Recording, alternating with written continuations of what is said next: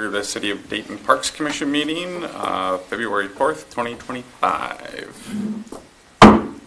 Let's stand for the Pledge of Allegiance.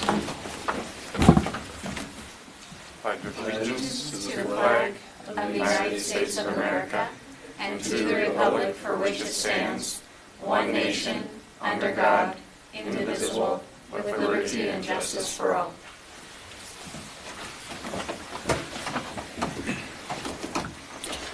Call for any additions, changes, or deletions of the agenda. Marty, anything? No. Okay. Entertain a motion to approve the proposed agenda. I'll motion. I'll second. Okay. All in favor say aye. Aye. Aye. Right. Consent agenda. Entertain a motion to approve the meeting minutes from the January 7th meeting. I'll motion. I'll second. All in favor say aye. Aye. All right. Sorry, the babysitter was late. It's all right. It's all right. All right. Open forum limited to 3 minutes. Do we have anybody here for that or online? Are there any participants online that would like to raise their hand for the open forum?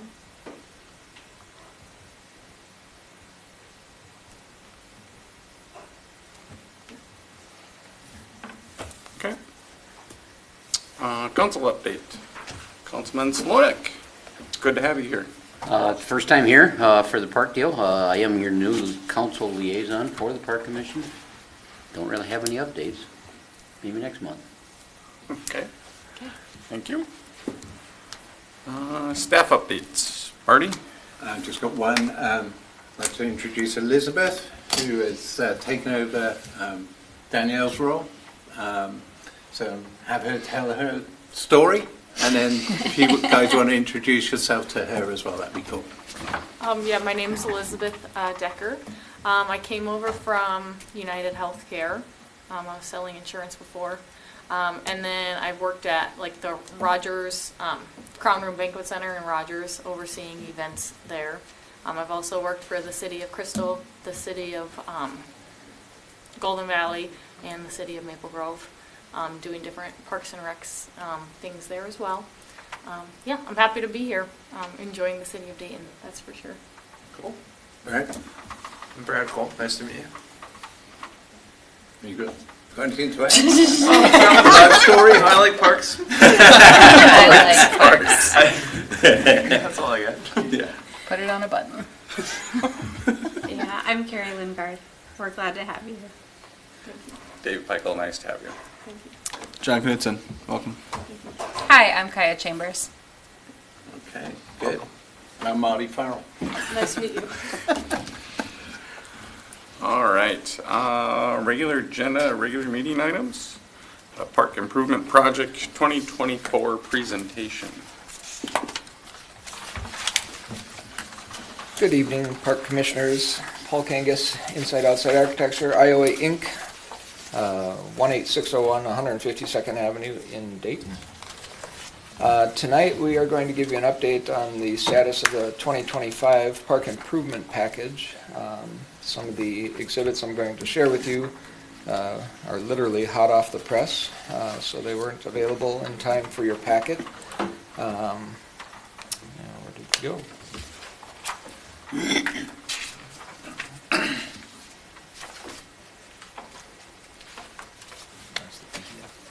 I don't know. I think it's the 2025 Dayton PIP.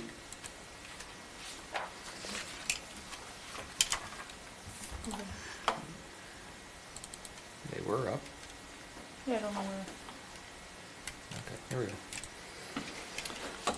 All right, so we've joked over the years that construction documents get less and less fun to look at as you get deeper and deeper into the process, and we are in full construction documentation and bid pack preparation. The plan was and still is to put this out on the street for contractors to bid in early March. Right now, I'm waiting for information from our irrigation designer and some of the civil engineering that's required for stormwater management. The 3 parks, remembering that it's Ione Gardens, very small project, PSA 21, which we don't have a name for yet, but basically the area north and east of Sundance, and then potentially Elsie Stevens Park Phase 3, although that's a discussion item for you this evening. So I'm going to walk you through real quickly. I know we have a limited agenda time today, but Park Service Area 21, the neighborhood park, the north half of which we would be developing now, the south half to be developed later once that land is acquired. This set of documents is at the 95% level. We have good understanding of grading, the parking, all of that's detailed here on the layout plan. So as we go through these, there's a demo plan, the grading plan, the landscape plan, the layout plan, and then there's currently five sheets of details for all of the parks that I'm happy to share with you. And these could be sent via email if you wish. They weren't available at the time of the packet going out last week. So That would be great, thank you. yeah, we're in very good shape. In your packet, I did put together a memo that details some of the bid alternates that we're going to be looking at, and construction plans. I don't know if any of you are in the construction industry, but there's a lot of I's and that need to be dotted and T's that need to be crossed. The detailed spreadsheet that the bid form is based off of, and then our final estimate is based off of, and that would be updated as we go, but in time for bidding and for the council to review those final numbers before we go out to bid. I work very hard to put alternates in the plans, and that's why they're in your packet. It's important to have flexibility when the hard bids come back. Because it is a municipal project, it is a hard or low bid scenario, so we have to have good control over that and make sure that we're entering into contracts that we can achieve that fall within budget. And sometimes that requires some manipulation of the alternates to make sure that we can get there. Do you have any questions specific to Park Service Area 21? I can briefly highlight the included items. We still have pickleball. We still have the basketball with the 4 goals, so end and 2 side goals. The volleyball court, sand volleyball, that would have one of the alternates is a concrete edger for maintenance purposes around that. We have the playground element here. An alternate here is seat walls and landscaping on the south side. And then the third alternate for this site is permanent cornhole goals. I got kind of a mixed reaction to that, but I'm really curious what that actually costs, and I already had it drawn and detailed from another project, so I wanted to include it in the bid documents. It's really just a small amount of time on my part, and then you can make an educated decision on whether it's worth it. The parking lot up here, of course, one change from past projects is we are planning to irrigate this park, so we currently plan to irrigate the entire thing except maybe these east and west narrowed down areas. And I just asked Marty that question today. So Marty, when I was talking about that, these are the 2 areas in question. Is it worth the extra money to irrigate those areas? And so let's see. Any questions? Okay. Ione Gardens, a very simple project. Existing park, existing playground, existing trails. We are adding a small little seating area here overlooking the playground. That seating area would have the limestone blocks that we've used on some other projects, including Elsie Stevens Park, a small amount of landscaping with a small wall, and some tree plantings to augment the trees that were put in them by the developer. For some reason, and I can't tell you why, the developer never put any coniferous trees in this park, so some of the screening that was planned for the residents never occurred, so I currently have those in the bid documents.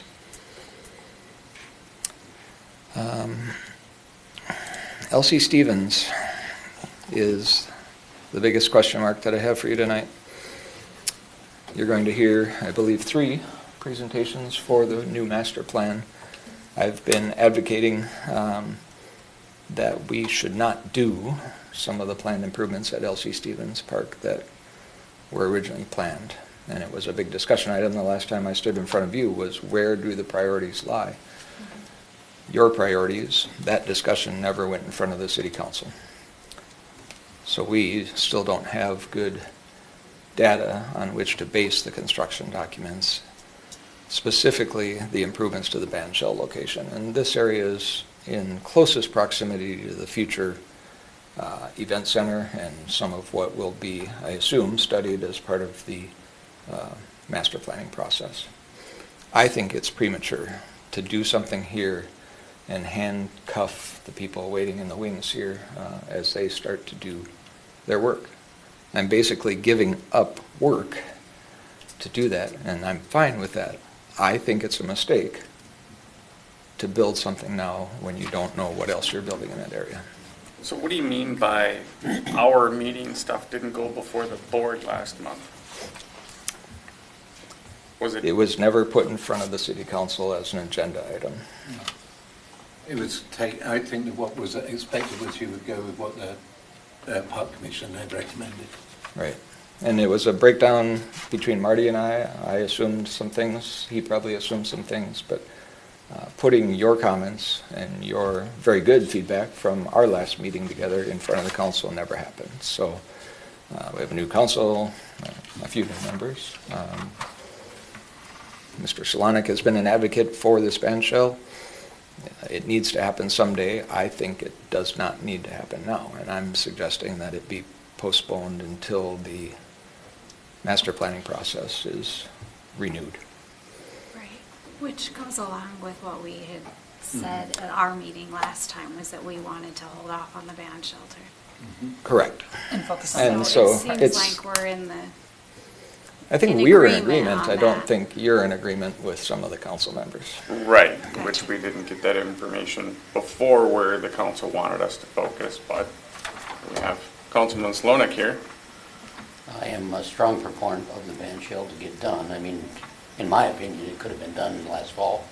The issue that I have here is, I've brought a contractor before Marty, and he had some ideas on what to do there, and that kind of it never materialized. To me, we need that band shell much nicer than it is before Elizabeth can get any kind of music events going at that facility. The main issue that you have is you never know if you're going to have the event or not because of weather. I mean, there's no covered building or covered structure for any kind of a band to play. And most 5,000 and up type performers want some sort of a covered facility before they'll play. Mhm. So that's my biggest issue with it, is I'd like to see Stevens Park get going a lot faster than it has. I mean, we've been, in my opinion, dragging our feet for a year and a half or so. Oh, I think we all agree we lost a year. Yeah. And to me, there's just nothing there at Stevens at this stage yet for Mhm. the residents to enjoy. Right. Another alternative idea that the group came up with, John specifically, was a larger tent, temporary for larger environments that the city would actually purchase. So we could have covered events there. Unfortunately, that was never brought before the board, but we understand that, and we can move forward. What are your thoughts on a tent, large sized? I know they've been rented before. Instead of the semi-permanent, like, triangle thing, shaded thing. I'm not a strong proponent of it. You're talking over the band shell. Off to the Or side you're talking again. off to the side for Yeah, like we've for done. people to be under. People to be under or a band to be under until the master plan can be completed. Well, number one, I'm not sure where the master plan is even at. I mean, Right. the council has talked about not having the $5 million facility there. I mean, that's a little bit of feedback. Sure.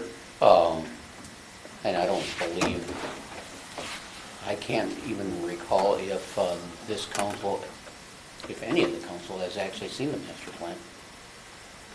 I mean, that master plan is probably 7, 8, 10 years old. Probably close to 10. Yeah. It's 10 years. yeah. And there's been updates as we've picked off a few pieces, and we still have pieces of improvements to Elsie Stevens that we knew were more certain, and those are reflected in the documents, the picnic shelter and the option for the parking lot that would support a larger band shell are still in the documents and farther along than the band shell Right. component. When I'm saying that nothing, I'm not saying nothing should be done on Elsie Stevens as part of the 2025 PIP, Parks Improvement Package, but I don't believe the band shell should be part of that when you're going to be spending significant monies on whoever you choose for a park planner. And we appreciate your opinion. We do. The whole group does here. And I think my opinion is similar to what this group expressed. Again, I just think it's not, we've looked at a lot of different ideas for band shells, what that means, and the cost associated with each of those varies widely. And it really needs to be studied in a great amount of detail related to whatever is going to remain at Elsie Stevens as part of the master plan, so. We understand. We also have a duty to follow what the council wants us to look at and focus on things as well.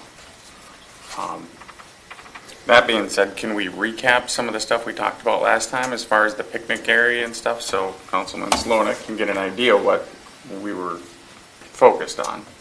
Okay. Again, not saying that it has to be done, but we do understand the band shelter concern. And from what I understand, the picnic shelter is like 25 by 25. Mhm. I guess in my opinion, that's too small. Okay. It's 24 by 34 shown here on the screen, rectangular with a patio space Yeah. surrounding it. 24 by 34? Correct. That's much better than I read on the minutes. I think it was 25 by 25. It's been 24 by 34 for as long as I can remember. I mean, I did see, personally, I'd like to see a few more cheap amenities. The beanbag, concrete beanbag things are cheap. They're not that much money. Some barbecue grills around that picnic area. You know, the charcoal type things. Posted in the ground. Those are extremely reasonable. We talked about fireplaces too. Yeah, I've seen that. Some of the changes that were talked about was getting rid of the permanent cornhole, expecting that people would bring their own for this park site. We do have it currently in PSA 21. It is turned off on a layer.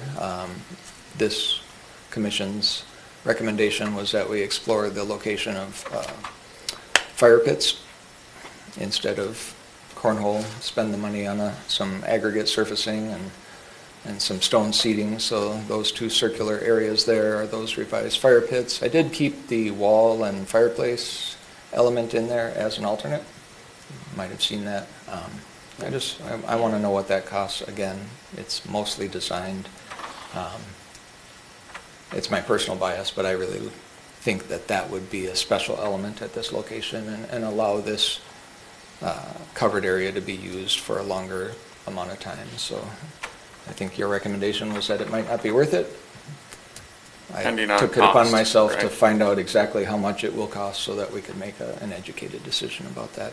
Otherwise, the plan is fairly similar. The parking lot hasn't changed. The circulation hasn't changed, although we have a much better idea of how grading and things like that works. So again, we're close on this area. We're close on the parking lot.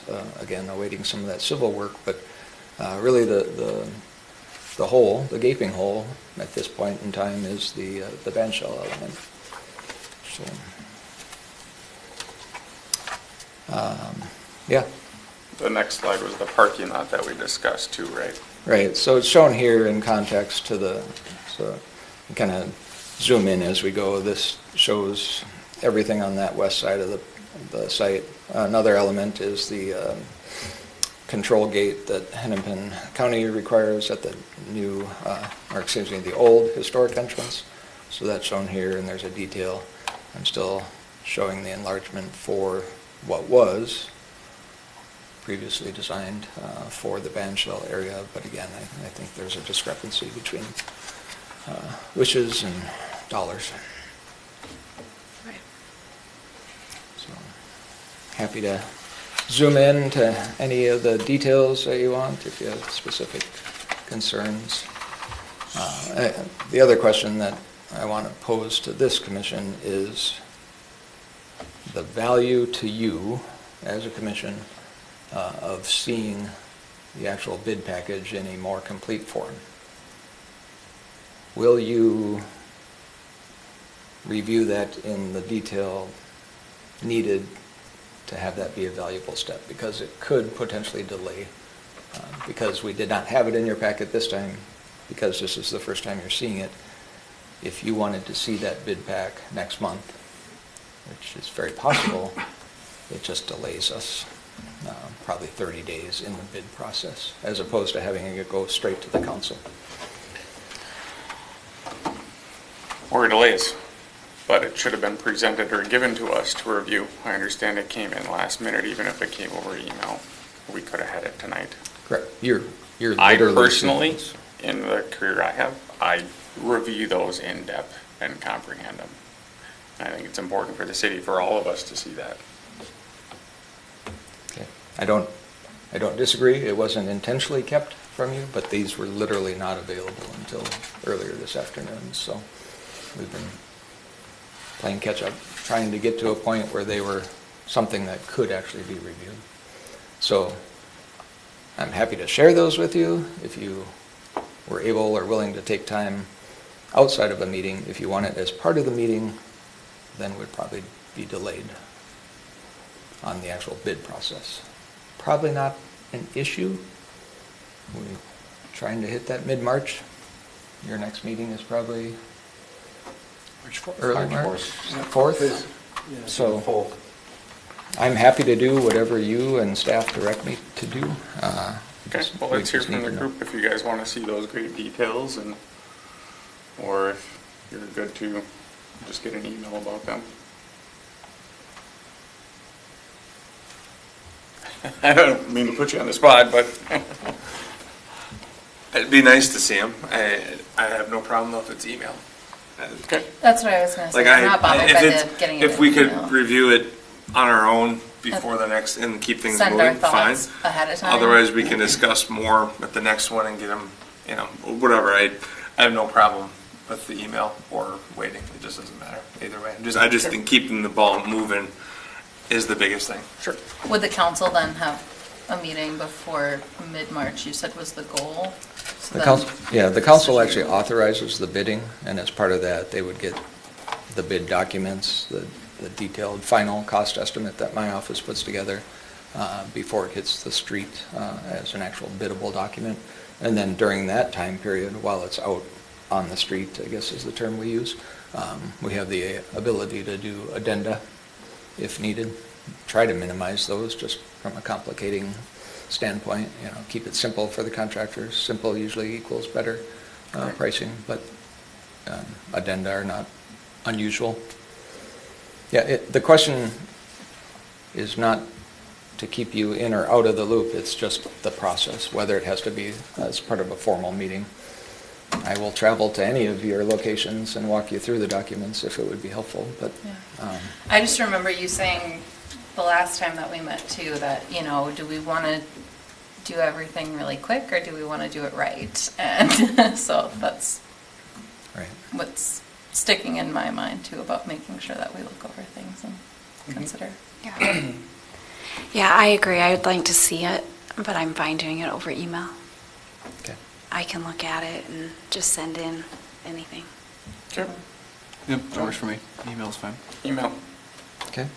Cool. I will forward those to Marty and he can distribute it as needed. Okay. Everything is still preliminary until it goes out for bid, so Right. don't be surprised if you see some line work that is still a little harder to read, or, every I will not be dotted or T crossed yet, but the goal, of course, is to get that done before it goes out. I really don't like doing addendums, they make me look bad, so. So that really comes back to the other question about the band shell and whether or not this group is willing to make that recommendation that it be paused pending the master planning that's happening, or if you want to push forward with what has been designed to date. Again, that My probably is personal not in opinion keeping is with what to the council is wait. expecting. My personal opinion is to wait. Okay. Echoing what Dave said earlier, John's idea with the tent rental, in my opinion, for a short-term solution, it would allow Elizabeth to start booking things for this summer and kind of feel it out and see what the appetite is. And if we have a really, really awesome summer, I think that would really mean a lot to the council. Say, oh my gosh, we had this much happen this summer, so we would maybe have this much more. I think it just gives you a lot more fuel, whereas like it's hard for any of us to gauge what the actual spend is going to be from the community to want to use it. So with the tent rental, we can just kind of work that into the price of her events rather than having the huge band shell and hoping that everyone's going to come. I think ideally, because then we could sit here next winter and say, okay, band shell has to go forward in 2026 Yeah, absolutely. if it goes really well this summer. However, if she hears this summer like people just don't care, well then maybe we just keep doing the tent rentals, or maybe not even think, maybe we just use the space differently. Then we're just not as financially committed. That's my opinion. I like what John was saying originally about it. It just seemed like a good way to be able to do stuff. Anoka does their all-class reunion every third year. And this fall, like right in downtown Anoka, they literally rent the pop-up tent, get the band, the whole deal. And I asked them afterwards, like, how do you cash flow this? They're like, we do fine. And all of it is just in the beer sales that they have that one night for the event covers the tent. And so it's pretty easy to bake it into when you're doing weddings or whatever it may be. And the band loved it. It was easy. You knew the event was going to happen no matter what. Like, in my opinion, it seems like a good short-term solution, and then kind of feel out where we're at going forward. I appreciate those comments, and to make sure everyone's aware, something to have protection over the band shell for summer 2025 would require a temporary solution. It won't be, even if we were to construct what we've talked about to date, it won't be ready until late fall. So some type of temporary solution is going to be a need if the goal is to have events that require it. So, But we'll be able to gauge how things are going even probably by midsummer, and then we can, get going so that it would hopefully be correct. ready sooner. And the updated master plan, Temporary. assuming they move forward with whoever they're interviewing tonight, should be ready and should better preface those conversations, which is what I've been advocating for, is let's not, and it was talked about at our last meeting, don't do it halfway, let's do it right whenever we make that commitment. Yep, agreed. Rather Okay. do it slow, do it right. So as early as tomorrow, you can probably get an email with the PDFs that were part of the presentation tonight. If you have any other questions, the spreadsheet has not been completely updated for pricing, so that will have to wait until we understand some of the ins and outs. I've been double checking quantities. I just need to go through it with a very fine-tooth comb prior to that city council meeting coming up in March. Beyond that, getting some irrigation drawings and some stormwater management, and we're good to go. But that's unfortunately a little bit out of my control. Okay. All right. Thank Anything you. else? Thank you. Thank you. Thank you.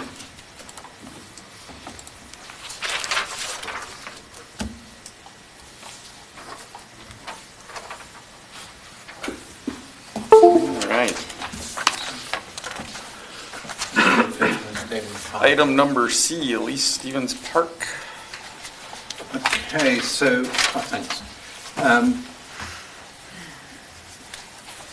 Council asked staff to put out an RFP to update the master plan.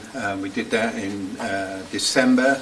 We had 8 people interested in the project, of which 6 subsequently put in proposals.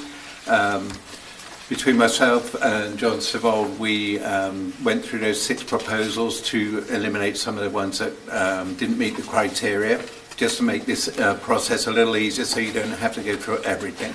Okay. So we settled on 3 who are here tonight, Damon, Farbor, HKGI and MSA. what I'm proposing on doing is they're going to do a presentation, then there's a Q&A for you guys after, and then they can go into the audience, and then the next one will come up. We've got one that is going to be online, I believe that's HKGI. The respondents are going to be sitting in the conference room so they don't get any leg up from the previous person and stuff like that. So we will bring them in. And what I'd like from this evening's exercise is a recommendation for the council, probably 2 finalists, so the council have 2 to interview if you feel that's the way. If there's one that stands out to you head or above, or the other 2 just don't meet whatever, then feel free to just nominate the one. But it's whatever you guys want to do. Awesome. I'm going to get them. What was the other thing? So after the presentations, there'll probably be some discussion for you guys to go through whatever your thoughts are. All right. So I'm going to get these guys from Damon Farbor.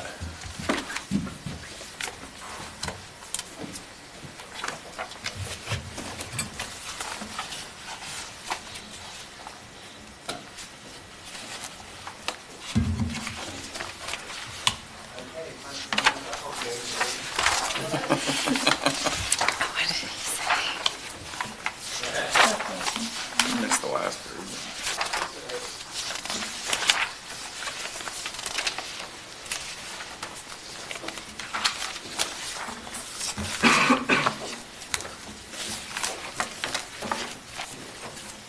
All the presentation is loaded up here. Okay. Presenting up here. Okay. Sit here if you want.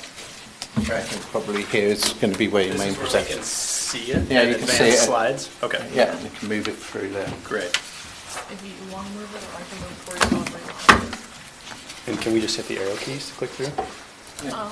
Yeah. Okay. Great. Are we free to begin? You carry on. Okay. Well, hello, everyone. Thanks for having us. We're pleased to be here. We just spent the whole evening, it feels like, in Dayton. We were having dinner over at Dean's, and we were over at the park beforehand and checking out all the amazing growth in Dayton nearby the park. So thank you for having us. I'm Chuck Evans, landscape architect with Damon Farbor. I'm speaking to this. I'm Rachel Blazek. I'm a project manager with Damon Farbor and a landscape architect. And I think part of this is getting cut off, so I wonder if I should zoom out a little bit. Yeah, there we go. There we go. And now we will scroll. So we really want to spend about 10 minutes telling you a little bit more about our firm, and then we will dive a little bit deeper into a couple of project examples, just to help you understand our experience and draw some parallels between past work and your project. And then we'll talk a little bit further about our understanding of your project at Elsie Stevens Park, and finish up with our approach, curious, collaborative, and caring. And we just wanted to give you an overview of where we're going to take you here this evening. So we are a firm solely made up of landscape architects. We're based in Minneapolis. We've opened a second office in Madison. We're 21 employees. We've been in business for 43 years. I've been at the firm since 2001, so almost, I guess, what feels like 25 years. And Rachel, how many years have you been at the firm? 13. Yeah, so between the two of us, a lot of longevity. We've got a great culture at the office, a great boss. It's a good company to work for, and we do, really amazing work all over the Twin Cities region, all over Minnesota, all over Wisconsin, and our work takes us even further than that too. So we do park and open space system planning, we do park master planning, we do programming of parks, we do trail planning. We implement a lot of our work, so it's not all master planning. We do construction administration. So you name it, we've done it with park planning, design, and implementation. So I think you're in good hands. If you were to select our firm and move forward, we would bring forth a lot of knowledge. We also have partnered with H&U for cost estimating on our team. They're a company that's been around for over 40 years, and they really specialize in doing cost estimating for public open space and parks.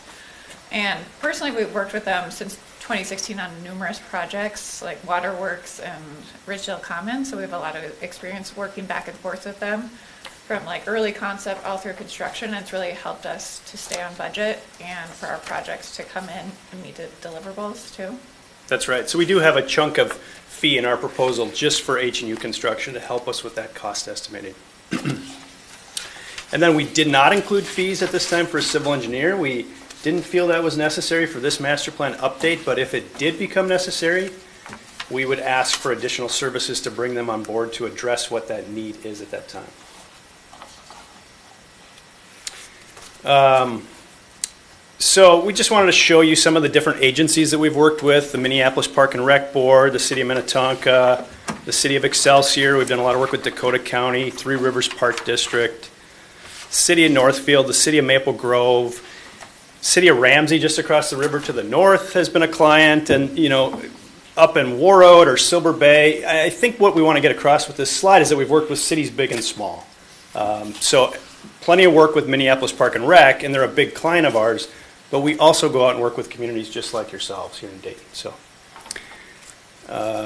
in these pictures you see a variety of scales, right? Something a little bit more urban here. This is Central Park in Maple Grove, but then something with a lot more rural character. This is Graham's Park up in Sherburne County, north of you here, and up by Zimmerman. This was some planning work we did in Silver Bay, and then this is Spring Lake Regional Park down in Scott County. So doing a little bit deeper dive into two different projects. I'll talk about Spring Lake Park, and Rachel will talk about Excelsior Commons. And the reason we thought we'd dive a little deeper on this one is because in 2006, another firm did a master plan for this waterfront zone on Spring Lake. And there's a bigger portion of the park that I'll show you in a second, but the waterfront zone hadn't been developed for going on almost 20 years. And so they finally had the funding, and they picked it up and they brought it to us, and we were basically charged with implementing the master plan. So somebody else had set the vision out there. It had been on the books for a long time. And we had to figure out what was going to work from that plan and what wasn't. So you can see the plan we implemented over here on the right is certainly different, but there's a lot of similarities. There was a lot of waterfront amenities that we implemented. Parking was brought in so people could use and access the lake. The building was not yet constructed. The funding will come forward in the future for that. But we did take that through schematic design. So we had an architect on our team. We recited where that building should go to take advantage of the lake in this case. And I think it's just interesting how there's parallels between picking up somebody else's master planning work and executing that vision and figuring out what was going to work and what wasn't. So the waterfront zone piece that we implemented is this little area down here. It's similar in size, ironically, to Elsie Stevens Park, around 20 acres in size. But the larger park itself, we were connecting to a trail system up here that is over, I think, 200 acres in size. And that's all surrounded by neighborhoods down in Scott County. So this is down by Mystic Lake Casino to give you a little bit more context. Here's a finished photo showing the lakefront trail. You get a glimpse of the fishing pier off in the distance. And then as I scroll down to some more photos of the project, you see additional waterfront amenities. We did this great overlook to take advantage and get those people that aren't lucky enough to have a cabin right on the lake. Now they can come to this public park and get up close to the water and look out and enjoy that amazing view. We put in this kayak launch here. There's a picnic grounds up above from that. A fishing pier was added, and extensive trails. And I'll let Rachel jump in. All right, so we wanted to talk about Excelsior Commons too, because this is a project that we started back in 2017. We started with a master plan, and it actually went through very similar for community engagement for what we've proposed for Elsie Stevens, and that we had an open house, and we had strategic conversations with City Council, and it led to priorities, but what it really did too is it led to a phasing plan that then we've been able to implement over time since then, and we'll show you some projects that we've been able to take this master plan. And again, we used a cost estimator along the way too to really help phase this project, and so we've been able to now phase it over time.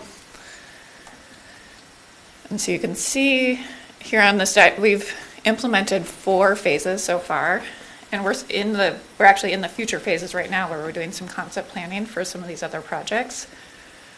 So we took the master plan, it was a roadmap, and it's again a similar size park as Elsie Stevens here. And the first project that we were able to then implement from this master plan, and this was based on the community, the priorities that we heard from the community as well as from the city itself, was that the pavilion was the highest priority and also then drew people to the site. So this was the first phase back in 2019 that was built. And it now hosts a lot of concerts, you can have weddings there, sort of how you have your amphitheater that's been implemented that brings people to the site. And then for the second phase, and this is just, you can see the amphitheater in the background there. This brings more community amenities, but it's a concession area. We also did an event lawn in this space. We worked with a civil engineer then to make it usable throughout the year, as well as worked with an architect to really site the building and make it feel like it was amongst the park and that it fit in with the community context. Mm-hmm. So those were 2 examples. We've done lots of others. We've been still working on Excelsior Commons since then. But we really want to talk about your park too and how excited we are. We have a colleague that grew up just down the road from here, so she's been very excited to tell us. She's the one who told us to go to Dean's tonight.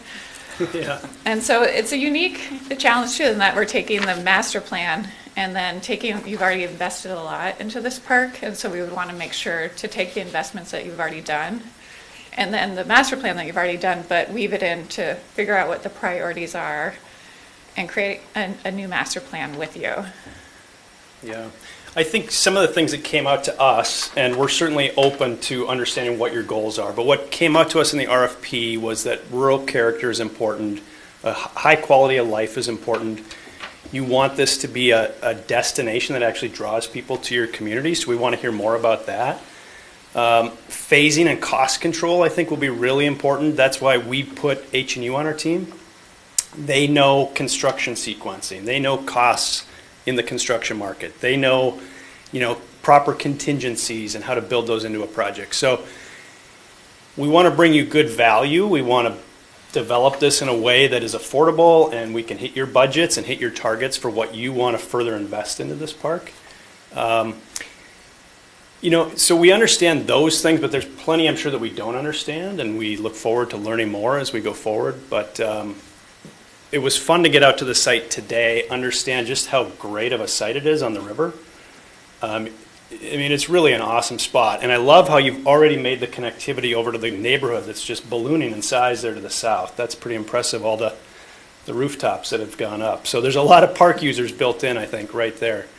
And then researching it further, we know that the West Mississippi River Parkway, or Bikeway Trail, I forget the exact name, that's going to give the ability for any of these people in the neighborhood to one day jump on that trail and head all the way into Minneapolis to the Grand Rounds, which is amazing, that connectivity.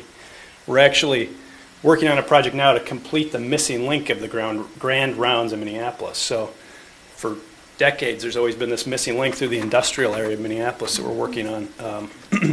So even though, this might feel a little bit like a neighborhood park, it's a community park, you want to draw people in, I think you will be drawing people in from when these regional trails are built, and that's really exciting, and the river is certainly something to celebrate. So just a little bit further understanding on our part of Elsie Stevens Park. And I think we'll finish with part of our approach, and this was in our cover letter, if you recall, but I can't seem to get that to stay where I want it. There. Our firm's approach really is based on 3 things: curious, collaborative, and caring. So obviously starting a project, getting to know you, we would be very curious, and we would want to tailor our approach to what your needs are. We're a collaborative office. We work with a lot of other design firms, but also plenty of clients, and then with each other in the office. And we'll work closely with our partners at H&U. They're great people. We get along well with them, so that's a great collaborative relationship. So, and then we care deeply about the work we do, almost to a fault. So we want to do a great job for you. We want to build a relationship. We would love to get off on the right foot, do a wonderful master plan, and have it lead to another project with you. So that's our goal, and We hope that you find that we brought a good value in our fee proposal, and we hope that, you know, our experience came through in our proposal and in our presentation. Anything you wanted to add to that, Rachel? Well, we do have a lot of experience with what we think of community destinations, but a question that Chuck and I just kept coming up was like, what does it mean for you to have a destination park? You mentioned that in the RFP, and so that's something that we are curious about on your end. And what does that mean for here, for you guys? Yeah, I think we would reserve the rest of the time now for a conversation. And, you know, the question that Rachel just asked, or if you have questions of us, maybe we can answer those for you now. From one perspective, I would say, speaking as a parent, I'm constantly looking for a cool new park to go to in the summer, and there are like listicles out there of the great parks the destination parks to go to in the Twin Cities. So I think it's being on a list like that for me. Cool. That's great. I would add that we've done a lot of great destination parks, and we're proud of those. And there's plenty of iconic parks, from Waterworks in downtown Minneapolis to Baker Regional Park, which is a Three Rivers Park District. You know, we did this amazing playground renovation. Train Park down in La Crosse, Wisconsin is geared towards kids on the autism spectrum and anybody with disabilities, and that has become a huge success down in that community. So I don't even think we included that anywhere in here, but feel free to look that up. But yeah, that's a great goal to have. And we're also a very, very intergenerational community, as most communities are, but like it's not just young folks here too, so we want to make sure that it feels like a community where all ages can come and enjoy the nature. I think that's why we mention nature so much too. Yeah. So I do have a question for you. Sure. I was just wondering if you could help me understand why you didn't add any civil engineering. Were you guys given a master plan? Was there enough on there, or what was the whole reasoning for not? You know, you always try to align your scope of work and your work plan with what you think the client needs and wants and what was listed in the RFP. And we just felt like updating the master plan in a way that that works with what you've already implemented, maybe looks at what was planned in the past and tries to make everything work going forward. At this early stage, doesn't necessarily require a civil engineer. As landscape architects, we have the ability to look at topography and grading on a preliminary basis. When you get to construction, we would absolutely want to have an engineer on board. Even when you go past master planning, I would say, into schematic design, you would want to have a civil engineer on board. But we've done plenty of master plans without engineers on the team. Okay. Thank you. I was just curious about that. The other thing I was wondering about was the 10-week timeline. When I was looking through your proposal, it showed 10 weeks, and that seems kind of quick to me. Sure. And so I was just wondering, is that your typical timeline for a park this size? I mean, We can go on a 10-week pace, or we could slow down and go at a preferred pace that you would want to work at. It really is dependent on your needs and the process we want to go through. If we want to have a series of meetings, if we want to do more than one public open house, that's all flexible and negotiable. It's just a scenario that we put out there, right? What would you say the average time takes for? yeah. You know, there's no two projects that are alike, really. So they're so variable. It's dependent too on how much community engagement you do and like how often throughout the stage. Yeah. And when we submitted a question about community engagement, because we were wondering how much you wanted to do, and we heard back one open house, so that is a faster timeline then, because you do want to then, if it's built throughout the project, be able to then respond and interpret. But often if it's just working with your team, it can go a little bit faster if we have a good, connection and be able to make decisions. But if you involve more meetings or surveys, that has a longer wait time just to allow people to respond then too. So that can elongate the schedule a little bit more. Okay. Yeah, thank you. I just was curious about that. Sure. Part about bringing people to a destination wise, we already host a couple events down there. as simple as moving in the park, or the Lions group has a larger event down there with bands and things like that, but making sure it has enough for everybody to do, right? Yeah. And it's a great view. Some people have said $1 million view. Well, that's true when the sun's up. It's nice to highlight that, but at night as well, seeing about things that we could do. And again, the example he gave about Anoka's high school reunion that they do every so often, we'd like to have, family reunions there, or possibly weddings, or sky's the limit, really. Yeah, I think what you're getting at is really the programming of the park. And that's the conversations we need to have with you all to understand what you might think is appropriate, and then also having that open house. So after we have put maybe what collectively we would all think is appropriate for the park, we're still going to get ideas from the community at that open house, and maybe need to go back and refine the plan because they thought of something we didn't think of. So you're right in the fact that you need to have a nucleus of activity to draw people there to use the space.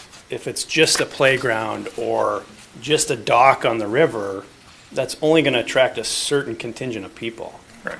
And everybody's really after something different. So you can overdo it, but I think you need to have like 10 different things to do in a park so you have that nucleus of activity.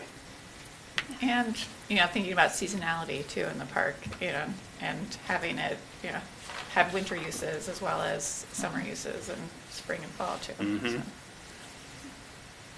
John or Brad, do you have any? No, I don't have any further questions. I think these guys covered it. I mean, we've talked about pretty much everything at this place. So, we've gone from putting in restaurants to, I don't know if you guys are familiar with Champlin now has, Mississippi Crossings. Yep. Oh yeah, we just we're like, that's a nice looking. Yeah, and now with Jensen's and all the different, Yeah. so would it ever become that? There's plans for Dayton to someday become a 50,000, have a population of 50,000 people, Yeah. which is hard to fathom when you still see signs that say 2,500 or 2,700. We know it's not that right now. We know it's grown quite a bit. But my point is, with where it's going, so the scalability, right, of what does this look like for a 10, 20, 30, 40-year plan?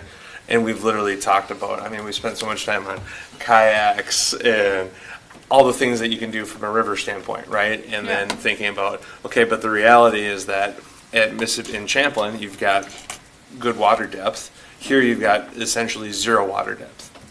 So most boats don't even go through that area. So just all the different little things. We've literally, in the last year and a half, we've exhausted a lot of time on this. And so there's a ton of great ideas. And that's where I love the open house with the community. I think it's great. Yeah. But on the flip side, we almost go backwards again because then there's so many conversations that we've already had. Yep. And then you just have those conversations again because 10 people are going to come up and say, why don't we have a huge boat launch? Well, we've got 1 foot of water there. In a lot of the middle of the summer, or 2 feet of water, whatever it is. You can't bring a boat through some of those spots. So just that kind of stuff. Yeah. I'm fascinated to see more from you guys and what else you can do. It's because I feel like that we've had so many conversations, but Well, and Brad, I wouldn't, those are great points. And sometimes the simplest answer is the best too. Sometimes we overlook the fact of how powerful a trail is in a park. And I know there are some trails, but a variety of trails, whether it's a non-paved trail or a paved trail or a trail through a prairie or a trail that leads over to the river or a wood chip path down by the river. Everybody goes for a walk, right? Or everybody walks their dog. And I think more than 50% of families have dogs. And, that's what gets me into my neighborhood park, is my dog wanting to go for a walk. So sometimes those simple things too, if we execute them well, that gets people using our spaces outdoors. did you guys see how Elsie Stevens now connects through into that neighborhood, and then Yeah. that neighborhood essentially butts up to the next neighborhood, but it's not done yet? Well, one of our projects for this year is to get that to connect Yeah. into the next neighborhood, which connects up to Pineview, which feeds all the way into Elm Creek, which feeds into the whole city. And that connectivity is awesome, right? Because Yeah. then people That's can go right. on a safe bike ride with their young kids Right. and not have to cross so many streets and have, delineated crosswalks and safe tunnels and, So that's our whole thought, is that LC Stevens is kind of like the kickoff, right? Yeah. Where you could potentially at some point go from Champlin or Brooklyn Park through Maple Grove up into Dayton and make a whole day of it with your family, where you could do all the different stuff. And that's kind of what we're working on, to the connectivity. And I think that I don't know, we'd ever go past Elsie Stevens. It'd probably be the furthest west and North Point. Maybe we would go further at some point, but at least Yeah. for now, because of how it connects through the neighborhoods and connects to different parks, like that's kind of, Yeah. we've just got one little bit we gotta finish off this summer, but. Okay. Yeah, Three Rivers bought that property up along the river further by Old Town Dayton that they're looking at a bike trail. And we got the property next door, so connecting all that through. When you were thinking about your ideas too, and that you have so many great ideas, one thing that we can help with is apply spatial planning to that, to say like, well, how big is that, programming piece? How big is a destination playground? How big is a neighborhood? And an exercise that we just did up in Silver Bay, they're planning a new park there in their downtown area, and they have a steering committee. As we brought, size pieces of various different planning things that they had all thrown out ideas for. How big would a food truck court be? How big would a place be? They host a lot of events there with bouncy houses. How big would that need to be? And then they were able to lay them out on the size plan to scale. And it really helped see like what could actually fit here, what you would want next to each other. And it allowed it to see like some collaboration and there was consensus on what people wanted and what could fit in this park and lead us forward. Yeah, there's good tools when you're doing that programming phase to Yeah. understand what's going to fit well together. And what wants to be next or adjacent to another use in the park too. There's some magic there to figure out. Well, we appreciate the questions. I think we're approaching our time. Do we have a little bit more time? Or do we? I'm trying to keep on schedule. if we Yeah, can. that's fine. I think this is a happy spot to end. Yeah. We really appreciate the opportunity. Thank you for advancing our proposal into the interview process. Thanks for listening to our presentation and asking good questions, and we look forward to the opportunity. Thank you. Thank Thank you. you for coming. Thank you. And Martin, thanks for helping arrange everything. Okay, no problem. Our next candidate is online. It's HKGI.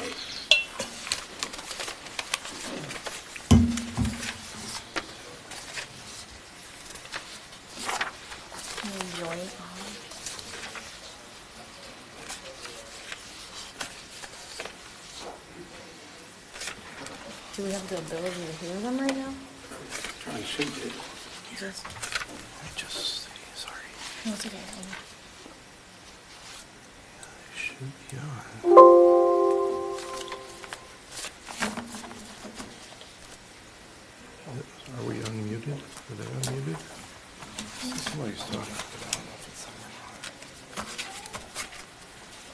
Can you guys hear us?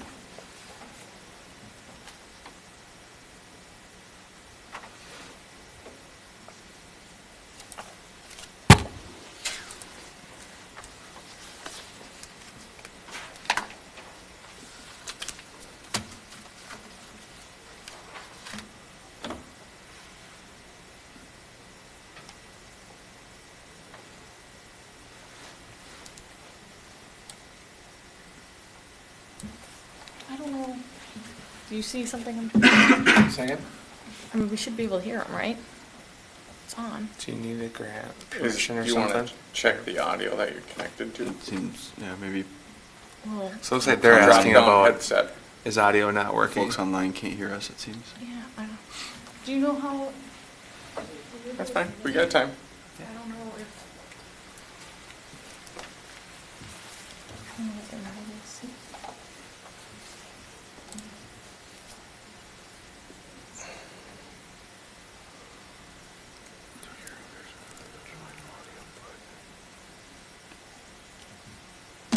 There are water bottles anywhere where I could grab one. Or even a drinking Marty? fountain, Is there a water bottle Kaya can have? or a drinking fountain. Thank you, Marty. Oh, That's the kind of guy I am. thank you. Wow, you didn't have to give up your own water Get run to the bottle. fire station, That's we have it. some there. Might go grab my cell Appreciate it. phone in a minute. I know, Can I'm you go ahead and speak to see if we can hear you? right now. Thanks for setting this up, Marty. Second? Thanks for setting these up for us. I Not a appreciate problem. it. Not a problem. Oh.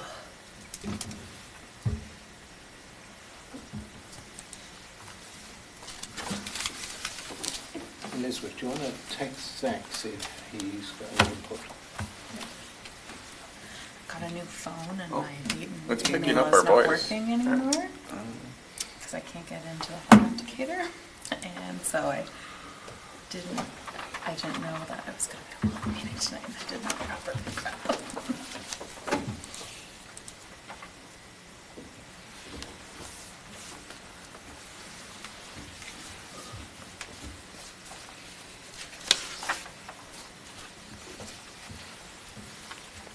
I do like the different kind of kayak/canoe ramps I've seen today. It's way off in a rock that you're like trying to get out. That is very true. I liked that band shell they showed that was like not really a shell, but it was like Yeah. red. I was like, that's unique. I haven't seen something like that So yet. they say it's not working. I don't know how much that would cost. But I don't know.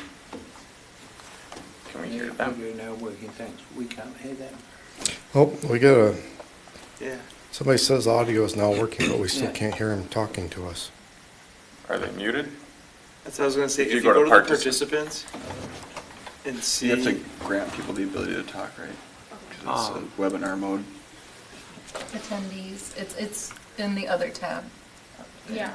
He said, Attendees. see if we can just have them call. Allowed on to his cell talk. phone, and Hover then over I'll just put them Griffin or phone to Brian. the microphone. We can do that. Hover over.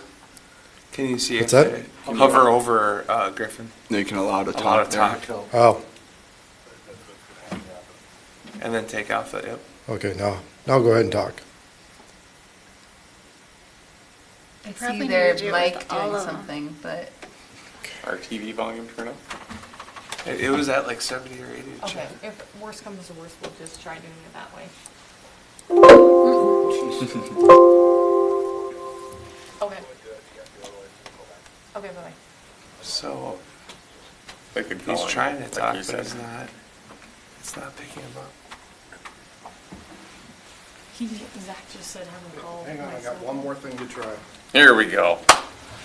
It's always the last thing. Yeah. there we go. I'll try again. Am I coming through? Winner, winner, Yes, you winner, are. dinner. Yeah, now we're there. Awesome. We just need to do that for Brian and we should be good to go. Yeah, you need to Oh, do it okay, for we the do it for other Brian two. as well. Oh. You need to do it for the other ones. So go back to it. How Participants? How did it go? and we could probably turn the volume up. Up at the top, where it says stop share. But don't press that. Just like push it. There you go. Left. And then Brian. Allowed Now to. to talk. Unmute. And hit the. Hey, this is Brian. You guys there? Yep. Nice. Yeah. What about the third one? Can you hear? Is the third one? Is that Yep, with I think- them? This I one. think they're good now. Yeah, so then you need It to do the still says third no. one. They can mute themselves if they want. The third one is Oh. a member of the public, Oh, okay. And do that one? who I think No, had no, comments until about Elsie Elsie talk. Stevens. Do you want to? Is Griffin and Brian are both on? Okay. Yeah. Yeah. This is Brian, everyone. Hi. Hi, Brian. All right. And then I can just scroll through your presentation as you need. If you just want me to move to the next slide, just tell me when. Yeah, that sounds great. Yeah, I appreciate that. I don't have camera if that's all right. I mean, I think we'll just stick to what's on the screen. My face will show up on the presentation. You'll see that in a little bit. Same with Griffin. So, should we get started or? Yep. Please. Well, let's do that. First of all, thank you very much for having us here tonight in the virtual world to present and talk with you a little bit about this project. We're really excited to be here. With me tonight's Griffin Dempsey with Design Tree. Say hi, Griffin. Hey everyone. Yep, thanks for getting us all included on the audio. Appreciate it. Yeah, this is great. Well, let's get going. Let's go to the next slide. This is a quick outline of what our presentation is tonight, just to talk about the team and then run through some of our experience. I think you've seen that as a part of our proposal that we had. Then we want to talk a little bit about, our approach to the project, our general work plan and schedule overall, and just kind of conclude with why the HKGI team. Next slide. HKGI was the lead consultant. We're a firm out of Minneapolis with roughly 22 folks now, mix of planners and landscape architects. So we've been doing everything from planning, urban design, landscape architecture, and park planning in the upper Midwest since about 1982. We have a satellite office in Vernon County, Wisconsin. I'm Brian Hardis. I'm the president of the company, and we'll talk a little bit about some of the team members. Sarah Evenson couldn't make it tonight, but she'll be the project manager for the project. Next slide. Awesome, Griffin? and I'll take this one. Yeah, appreciate it. I'm Griffin Dempsey. I'm a professional civil engineer with Design Tree Engineering. We're a multidisciplinary firm. We have civil engineering, electrical, land surveying, mechanical, structural, and sustainability services. We have a robust portfolio of municipal design work, not only in site development, but also as city engineers. We have extensive municipal K-12 and higher ed master planning experience. A couple places, name a few: City of Rogers, Alexandria, St. Cloud, and the Minnesota State higher education system. HKGI is actually based out of the same office as our Minneapolis team, so we work really closely with them on capital improvement projects of this type of size and scope. We'll look to provide this team with assistance through cost estimation, assistance with design of the site circulation through the multiple phases, and helping vet out the feasibility of any items that may require future engineering design. Great, thanks, Griffin. Here's our team. As I mentioned, Sarah Evenson, she's going to be the project manager for this. I'll be the principal in charge and aid in some of the design aspects of the project. Hannah Schmitz is a landscape designer with us. Very skilled in design graphics and the visualization piece, which I'll talk about as part of our component to the master planning process. And then Amy Hackett, who's developed a lot of the master plan documentation and graphics, but also the community engagement materials that we think are really important as a part of this effort in terms of community outreach and communicating ideas to the public and key stakeholders. Next. HKGI has a broad net of services for this project in particular. Obviously, kind of multimodal planning, park design and park planning, wayfinding and signage, overall site design and urban design for key park features and community engagement. We'll kind of integrate all those throughout the overall piece of this project. We work in the Northwest Metro quite a bit. Communities like Elk River and Otsego we've been a part of for a number of projects there. Carrick's Landing is just getting underway along the Mississippi River right now. Andrews Park in Champlin's a great community park that we helped renovate some of the core facilities at a few years back. In addition to other splash pads and other key parks like Rogers and St. Michael. We've done a number of parks in Maple Grove as well, but they tend to be more on the full-scale athletic side, so didn't necessarily include them here, but another close neighbor as well. Additionally, a number of projects along the Mississippi River through the Twin Cities area. Large-scale master plans for the Minneapolis Park and Recreation Board with the River Gorge Master Plan and the Above the Falls Master Plan, as well as the entire river corridor through the city of St. Paul. We worked on what was called the Great River Passage and helped identify all the key attributes for riverfront-related recreation use in the city of St. Paul. That was a big master plan about 10 or so years ago that we helped formulate. So a lot of riverfront experience, a lot of community park scale experience. Next slide. You know, our methodology and approach that we use for a lot of these projects really boils down to our 4 core values as a firm: collaborate, listen, explore, and create. The collaboration part is really just to help interject a range of different perspectives and ideas about projects, and to that end, it's our ability to listen to different clients and stakeholders throughout so that they're really well heard and understood through the process, and that we can take that information, use it to kind of characterize the different explorations that we'd have for ideas, for different options for community scale park planning, and then be able to create these as real implementable solutions as we develop into that, that next phase of what this park master planning wants to become. Next slide. We focus a lot on collaboration.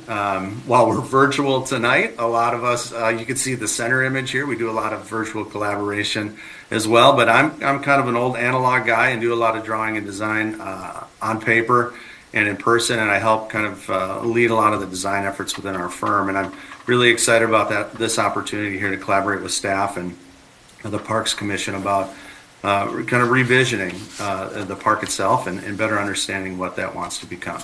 Next slide. The next few slides here really are sort of a encapsulation of some of the project work we thought was pretty relevant to showcase for Elsie Stevens Park here. So let's just run through these. Next slide. In general, we've been working as a firm since 1982, a lot of park master planning work, skilled in the ideas of analysis and really understanding what's there on the ground. We do a lot of park system planning and asset management related work to a number of different parks and park communities, and help us better understand the connection between improvements that happen today and how do we plan for long-term success for the park and understand reinvestment and prioritization. This project in particular is targeted for about a 7 to 9 month process. We can talk about that as we get to the schedule at the end, but we know this is anticipating some construction next season, and we want to make sure that the foundation for this plan is set to deliver a number of different phasing aspects as needed by the funding that's available. And then in addition to that, it's our community engagement approach, and we'll talk about that when we get into the outline and the structure of the work plan. Next slide. This project, Thompson County Park Master Plan, is a Dakota County park. It's in southern, it's in West St. Paul. It's a kind of a community, but a larger scale regional park, one of the smallest in Dakota County system, but really a natural resource based park with a lot of key amenities that are right around the main lodge or the main building area there. This was a master plan that we did in 2018, and then in the last 2 years worked with the county on a schematic design package for 8 different improvement areas that included a variety of different consultants, everything from a pollinator promenade and a day-lit stream to a number of different trail components and additional bridges and overlooks to expand the circulation throughout the park. I worked with Sarah on this. Sarah was the project manager for this project, and it'll be launching into construction documents for that pollinator promenade day-lit stream piece from Thompson Lake down to the south there. Next slide. Additionally, a project that's currently underway right now is the implementation of the Meesville Ravine Park Reserve in Dakota County. We did the master planning for this large scale regional park, and then now we are working with Griffin and his group on implementation of some key trailhead pieces to that include a waterfront access point to the Cannon River, additional trail crossings, and some amenities to help bolster the trailhead facility, but all with a very light touch in this area, knowing that a lot of this is in kind of floodplain area and really limited areas in which we can work down there to create the opportunities they need to have for the recreation work with the tubers and the canoes and kayaks, as well as the trout fishermen in this area. Great project. Next slide. Another great partnership here with Design Tree. This is South Valley Park in Inver Grove Heights. More of a community scale park, big playground, recreation building, plaza space area that recently opened last fall. You can see the combination of the visualization work we did for the conceptual design and then led into the detail design. And there's a grand opening of the playground and the park use there today. A lot of topographic change in this area and understanding how we can get ADA access to and from the different levels and locations, especially to the playground components and access to the building and gathering areas. Next slide.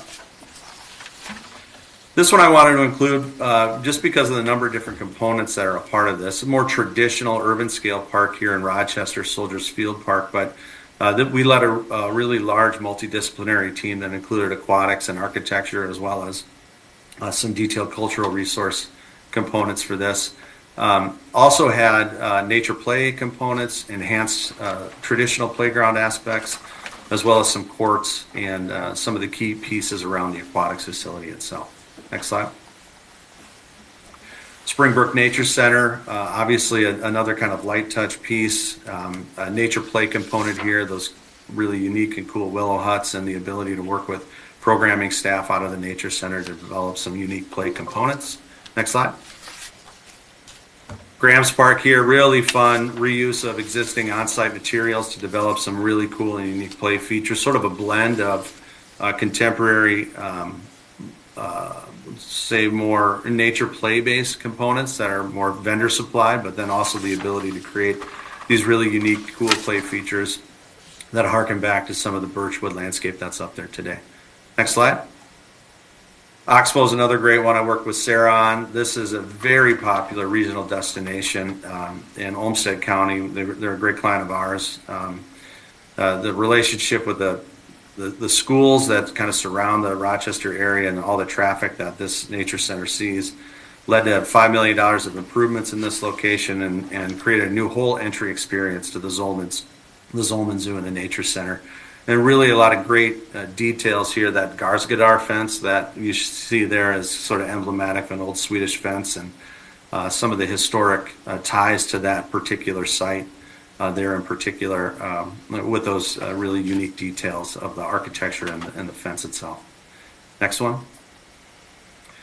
Another one in Olmsted County, really great little amphitheater setting that we created at Chester Woods Park. This is just up the toe of the slope from the more steeper bluff down to the lake, and there's some trail access through those oak groves, but this is in a restored savanna and prairie landscape and just kind of creating an outdoor education space, maybe a small performance space at the same time with that really naturalized backdrop.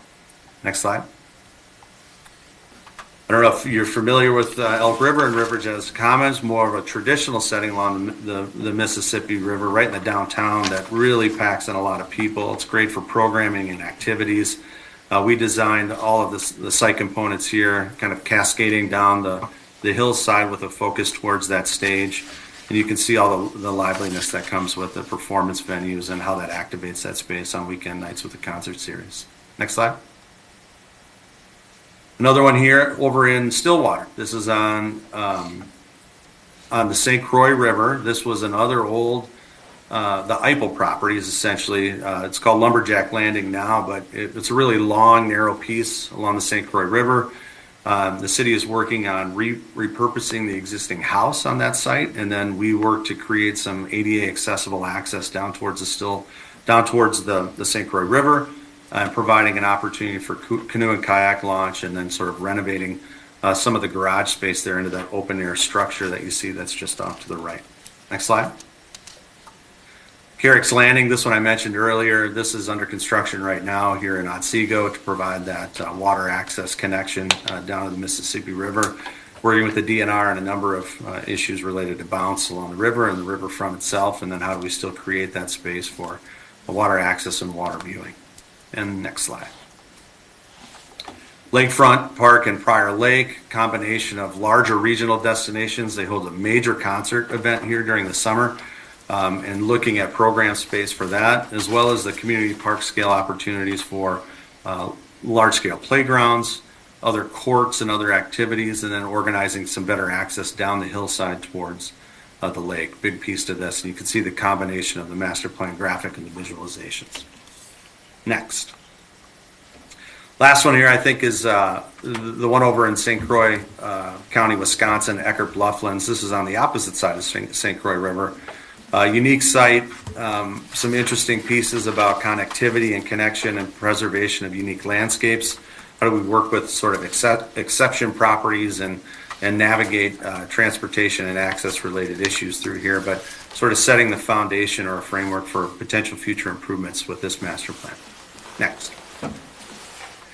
So I'll just quickly run, that's kind of an overview of a lot of the relevant work we thought for a part of this. Let me just quickly touch on the approach and work plan. For us, next slide.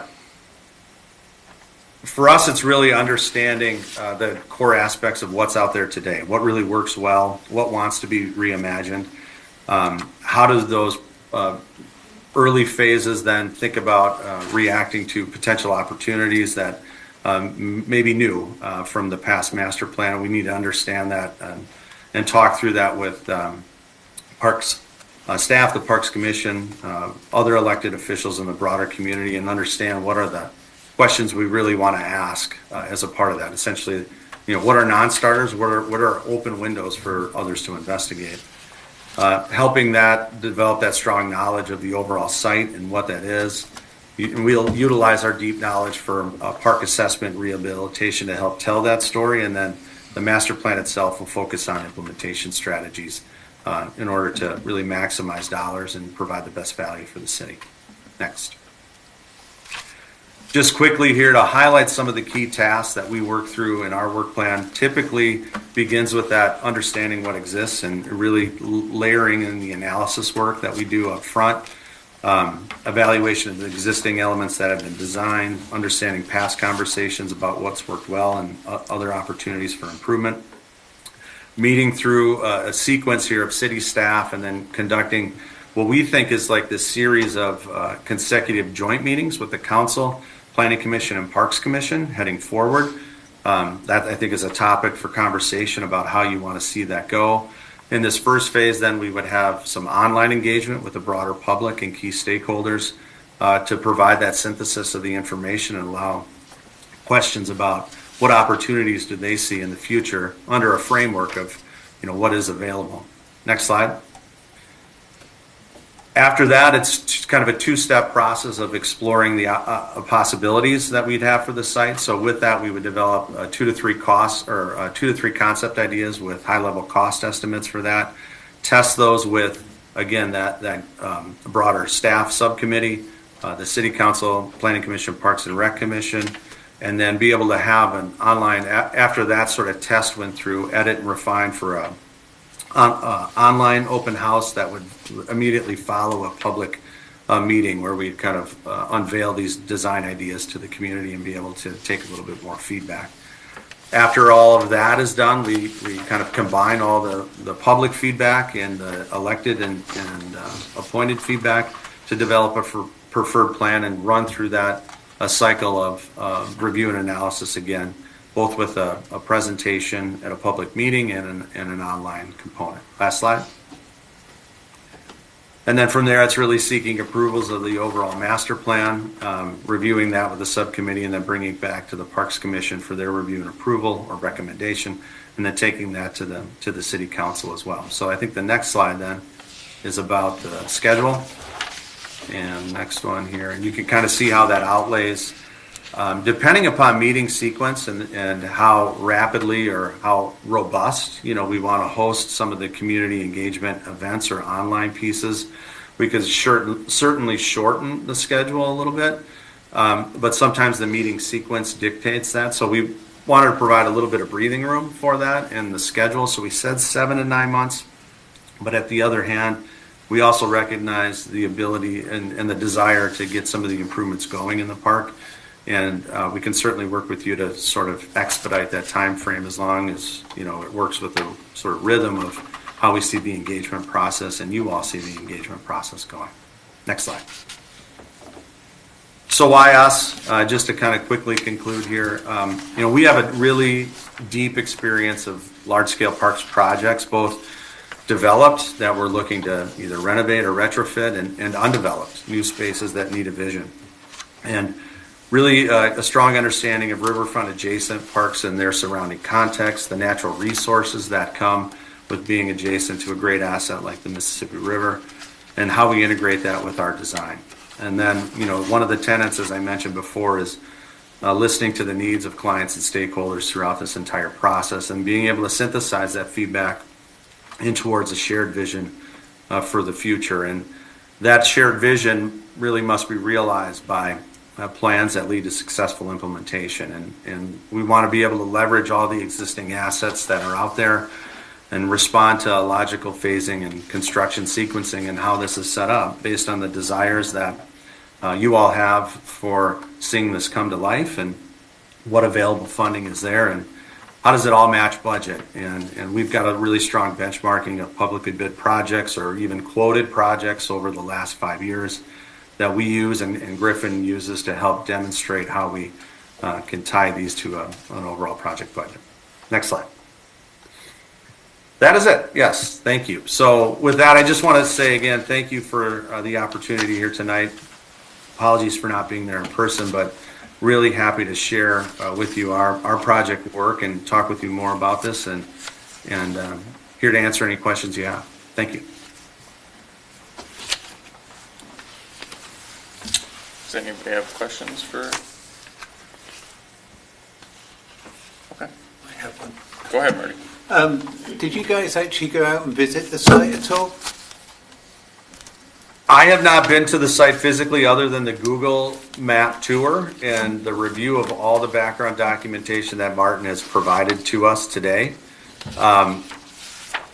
Griffin, I don't know if you've been to the site as a part of this or not yet, but I feel like I've got a good pulse of where things stand from what I can see from Street View. But honestly, that's our first step, is to hit the ground running with the tour of that site and better understand with either staff or the Parks Commission about what components are really sacred, which ones and what areas we really want to investigate deeper.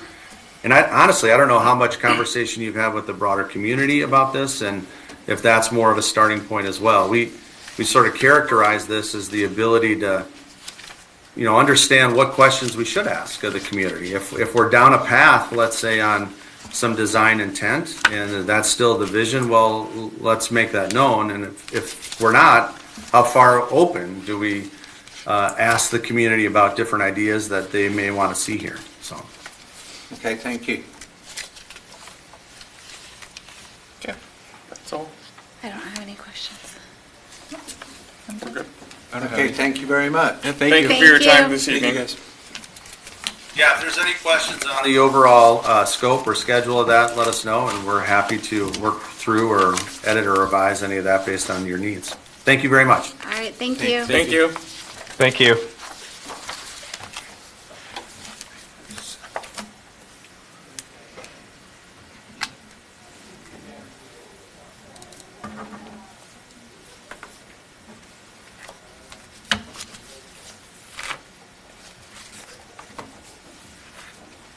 Are we discussing at the very end? Your thoughts? I do believe so. Once they're sorry. give them the top.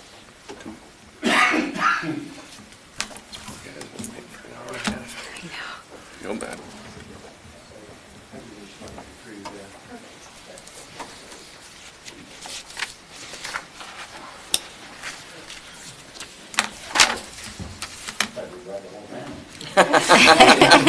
I'll be carpooled. There's more of you than there is of us. Can you stand up here to move it, or do we need to be on the microphone? Do you want us on the microphone, or can you hear us, otherwise we stand in I front? think you need to be on the microphone because we're recording. Okay, perfect. There is another one here, though.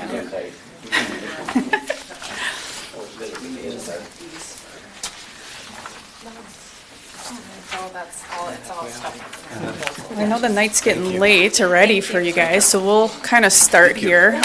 We're pretty excited to be here tonight. We're MSA Professional Services.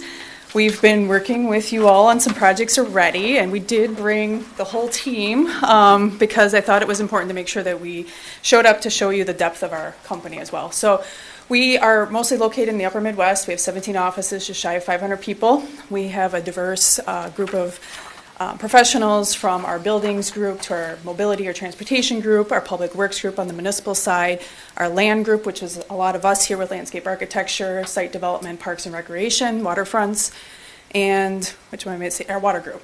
Stormwater, wastewater, potable water, that group as well. So we have quite the depth of full services within the company, and that's why we have the team here tonight, which will introduce all of us. So I am Rain Gardner. I'm a professional engineer, kind of the principal in charge with the team. I've been working with Marty on the Dayton Water Trail, the Elsie Stevens canoe kayak launch, and then as well as the Crow Mississippi Confluence boat launch project that is about to kick off this week. So pretty excited about that. But here, just with my diverse background, I specialize in parks, recreation, and waterfronts, as well as I have a background in municipal.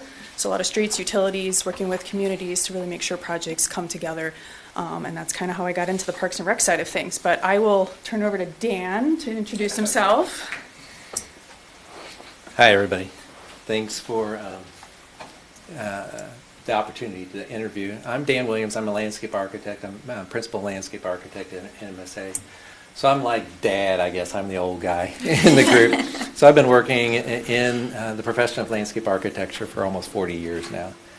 And I've worked all across the country and in other countries. I'm kind of the lead on the waterfronts as well as Park and Rec.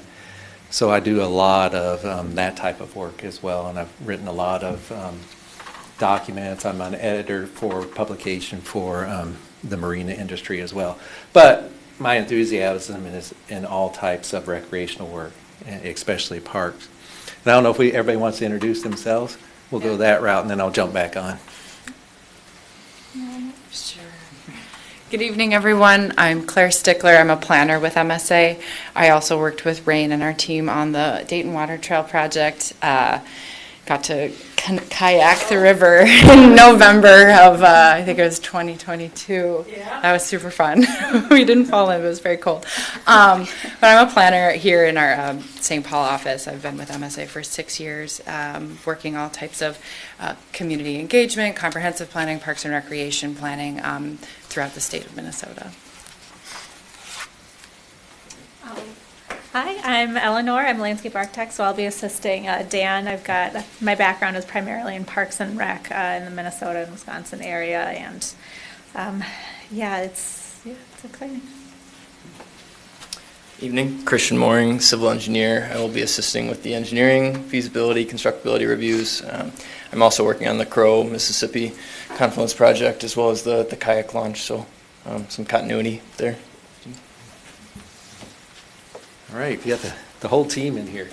So, of course, we have a lot of other individuals that are going to be on the project, and I think it's on the breakdown of our fee for the project. So we have several landscape architects on staff, and again, like Rain mentioned, we always say one-stop shop.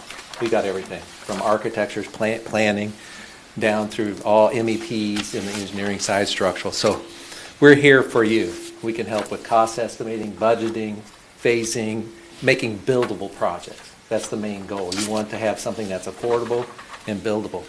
So how we go through master plans is, you've probably seen this already tonight. For us, it's a 3-step process. The first phase is inventory and analysis. So it's all that data gathering, kickoff meetings, talking with stakeholders, getting to know the community and what you want in your facility, because it's your facility. It's not ours. We're not designing something for us to glorify being a landscape architect. We're designing for what you want in your park and how you're going to use it. So the left-hand side of this is our 3 phases, and then the schedule. So you see all the bubbles in the schedule, how that works through. So the public engagement, visioning, kickoff meetings, analysis, that's all in that phase 1 piece. So the left-hand side of the chart that goes across, the bubbles.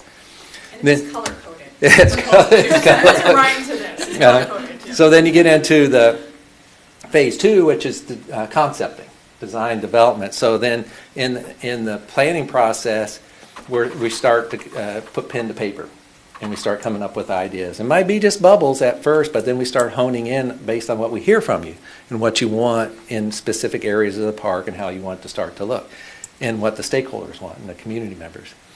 All along through this, at the very top, you see monthly master plan development subcommittee meetings. So with Marty, that would be bi-weekly information updates to keep him informed at all times of what's going on in the process. So he knows what we've been hearing and that he can relay it back to the city itself, because we're not sitting here every day. You know, we're here, we're in our offices trying to get pen to paper. And then once we go through the concepting phase and the public engagement where people are responding to the concepts, then we start to create a comprehensive plan. So we're hearing, I want this, I want A, I want B, I want C, and we're distilling that down to a comprehensive master plan. So then we move into phase 3, which is that final master plan and report, where we start to develop a draft master plan. So again, we can go back to the public, the stakeholders, and say, is this what you want? What's missing? What do you want to expand on? What do you want to do differently? And we fine-tune that master plan. While we're doing that, we're also starting to develop fine-tuned cost estimates, because you want to make sure that this is an affordable park and you're meeting all your needs of your constituents. So as we go through that master plan, we will outline the cost estimate and then start breaking it down by phases for implementation, that it's affordable chunks as you move along in the process. And then the final piece of that is the final master plan and report, which is a roadmap for your future and how you do the master planning. And as Dan mentioned, this is your plan, this is your community's plan, the people that are your users that are going to be interacting in it on a daily basis, weekly basis. But we have scoped a heavy amount of engagement within our proposal that I just want to briefly go over. We have 3 community events, including as well as a pop-up event. Typically, we try and tie those in with any other existing community events so that we're getting the people where they're already interacting, or maybe it's something that is already going on at the park. That would be fantastic. We're getting users in their space that we're hoping to improve upon. And then, of course, we have our traditional survey outreach as well as stakeholder discussions. And all of our engagement in those 3 community events that I mentioned are in line with that 3 phases that Dan outlined in the last slide. So we'd have kind of that initial kickoff, hey, give us your 300 ideas that you have for this park, and we want to hear everything. And then we whittle that down to take into those kind of high-level concepts that then we get more feedback on and then build to that final concept, which would be more that open house style. Certainly still welcoming feedback at that point, but it'd be more fine-tuning, nitpicky at that point. And, we've scoped such a robust engagement within our approach because we understand some of the, there's a bunch of new families that have moved into Dayton that are going to continue to move into Dayton as development continues to ramp up, as well as folks that have lived here their entire lives that are aging in this community, staying in place and have different needs than a young family, but also want to have a usable space that works for everybody. And as I kind of mentioned with those stakeholder discussions, interacting with other agencies is so important, as we learned from our Dayton Water Trail Plan. Through our partnership and communications and meetings with the National Park Service, we were able to hear about their grant funding opportunities as well as get more benchmark funding for those projects. These types of conversations that will happen specifically for this park, we hope that those opportunities also arise within those discussions, as well as I want to point out that MSA does have a full municipal funding team that is dedicated to procuring funding opportunities, finding more opportunities that we have all in-house that we work with on several of our parks and recreation projects.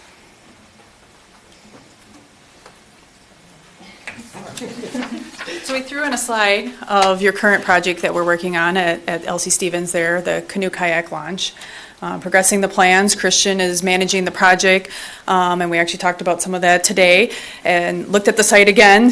Continuously as we develop our projects, we want to make sure that our staff see the site, understand it, and are able to work through the permitting agencies to get the project to fruition. I mean, one of the biggest things that we highlight when we do projects like master planning or putting a plan together, we want to make sure that they can be built. Ultimately see the construction. We hate to see our plans sit on a shelf and never get built. So based on what Claire just shared, we try to help with the funding if we can. We also then, with our team, we can take it through design and through construction. And that's really important to us to see it built because we're invested just as much as you are. And I think that's what's exciting to see. I know we're getting really excited about seeing the launches built. Claire and I will be back to paddle in November when it's snowing, just to see if they work in winter too. But I think it's a real asset. We get pretty excited about seeing our projects, and we come back. We live in the area. We want to see them. We want to use them as well. And so just throwing that up there as our plan as we further develop it. So we did want to take a minute to take a look at what's currently being built out and what some elements that you guys have already identified in the future. We really want to maximize the use of this park for the community and help to enhance a sense of place through identifying different nodes for, maximizing the vistas, building gathering points, and really taking a look at, what, through the engagement process, what are these things that the community is looking to enhance in this park. We really want to make this developed into a place for the community and a sense of space that really represents what people are looking for. I think I'm next. So we did bring two examples because we wanted to not necessarily talk about a project as an example of what things are in the park. It's more of the process, the master planning process. And so I want to describe the process through these two projects, because this is truly, it's contextual. It's about you. You know, we're working all over the country. We're working in Monroe, Louisiana right now.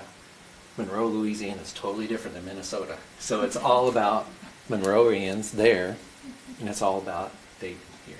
So we're an ESOP. We're an employee-owned company, 100% ESOP. So we're about a group of people working together for a group of people in your homes. It's not about what we can design and how we can design it. It's more about the people and putting the right pieces together in the process. So these are two projects that are in Madison, Wisconsin. The similarity with this one is Vilas Park is a historic park in Madison, and it was designed by O.C. Simons, who was a landscape architect at the turn of the century. He was one of the first landscape architects. And it's a very historic park, but it's time for, they had wanted a master plan for this 100 plus years later. So it has historic significance to it. So it's in a park that already existed. So you've started Elsie Stevens. But it's just a road, again, it's a road map that and you're finding out with this park, even though it's on a drawing like this, that might not be the final plan. It's going to have ebb and flows and changes as you go through the process, as you're putting the pieces in, implementing them. So this project, the similarities with what is going on at Elsie Stevens is, one, it's a waterfront park, but then it's working with the Ho-Chunk. It's working with an indigenous community that's in Madison. Madison is, they're the most effigy mounds in the world are in Madison, Wisconsin, and it's the Ho-Chunk. So it's very significant to those people and their spiritual and historical needs. So it's the stakeholders and working with the stakeholders in that community and what their values are. But the planning part of it is, yes, they want a certain type of playground, multi-generational. They want, play spaces, natural areas. So it's all those things that we are hearing from the community. We're not driving the bus on this. We're not saying, you really should have this, natural grass area. They're telling us, no, we want this natural prairie grass area. So it's about the community. And along the way, we can integrate our professions into the project. So you'll see on here stormwater management. So innovative stormwater management, the resource is the water in this case. You want to keep the water clean. So us as experts in our field is what's the best way to have integrative stormwater management that collects sediment. So, the general public, all they are concerned about is protect our water. But us on the professional side is, okay, this is how we can protect your water and how we put these pieces together to do that. And then San Damiano is the last open space on Lake Monona in Madison. And it was a whole new park for a community. So this is their first stab at a master plan, sort of like Elsie Stevens, where this first piece, this is the approved master plan, but this can change in the future.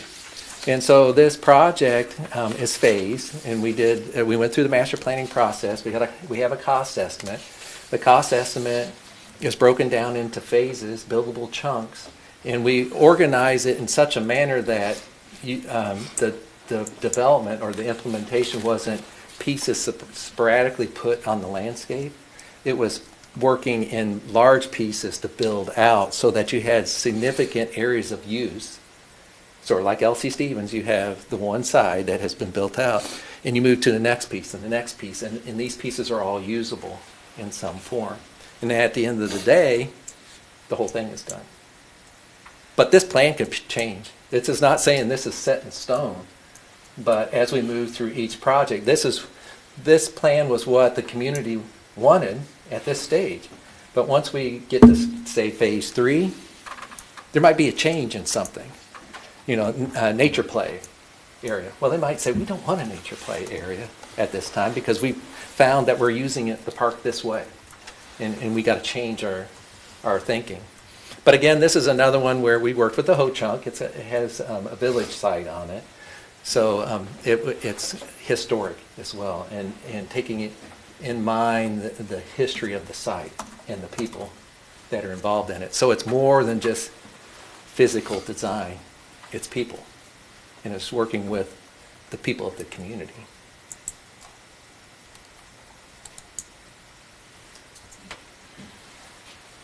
And kind of to mention, actually, I'm going to go back a slide just because of these projects. Both of them hit upon and why we have them in here. We had a lot of engagement and a lot of different community input and different ideas of how these parks should look.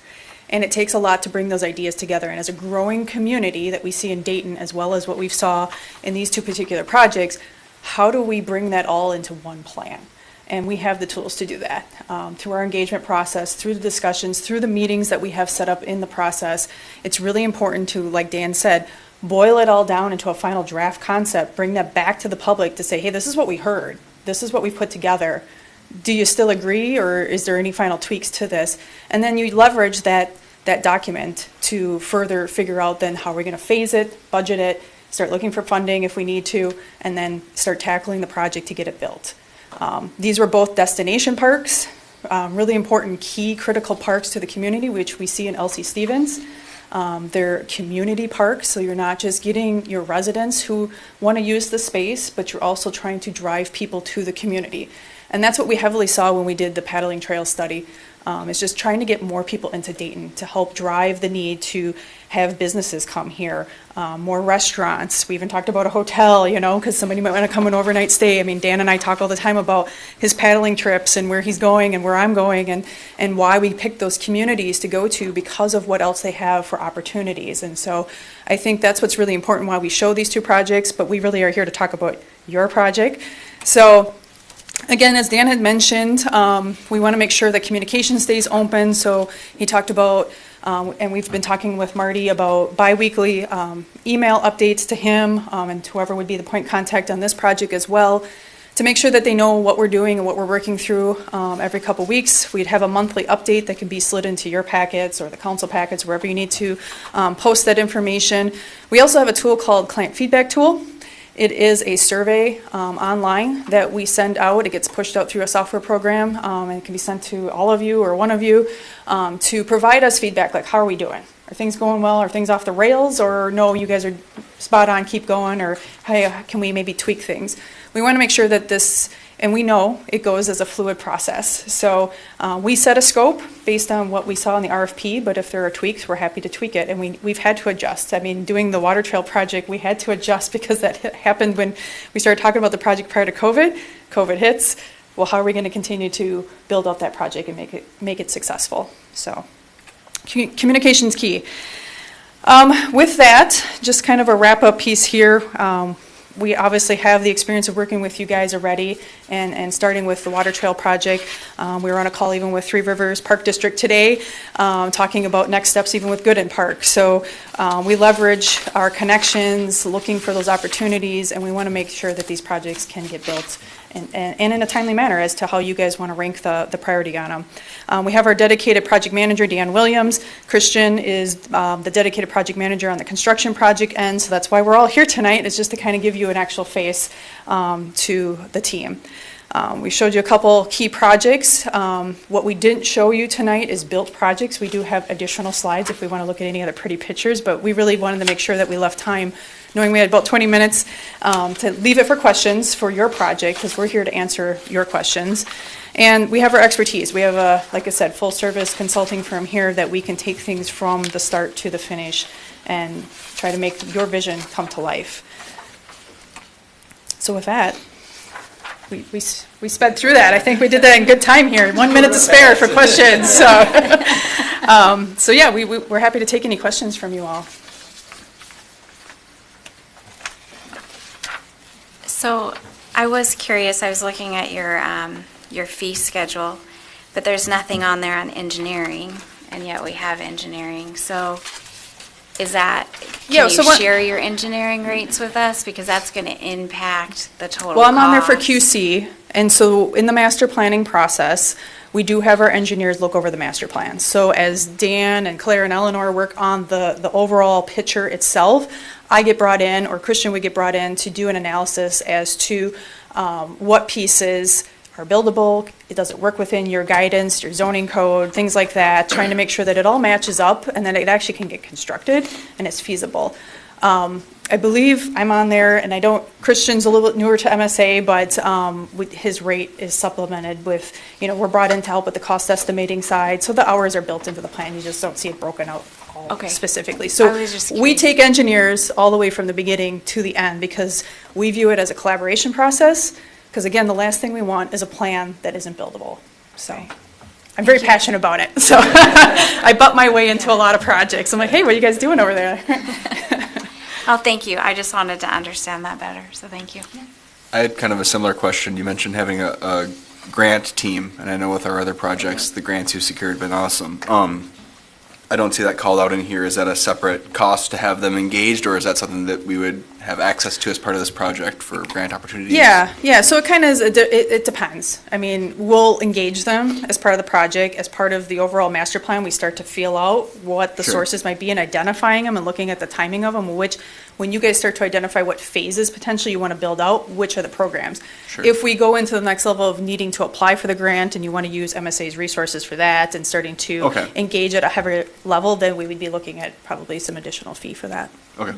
Because it's an interesting group, because there's not very many AE firms that have funding teams. So we have a matrix. It's basic to more fine-tuned. So we have a matrix of funding sources that we can tap into. So we'll identify those, and then we go back to the community and ask them if they want to pursue. Then if you want to pursue, then that's when they get engaged on a supplemental fee, because then they're helping you put together that grant opportunity. Sure. The funding source. Thank you. Any other questions? Okay. Thank you. Thank you so much. much. Yes. We apologize if you're loud in the hallway, we were pretty excited. Oh, you guys were good. Thank you. Thank you again.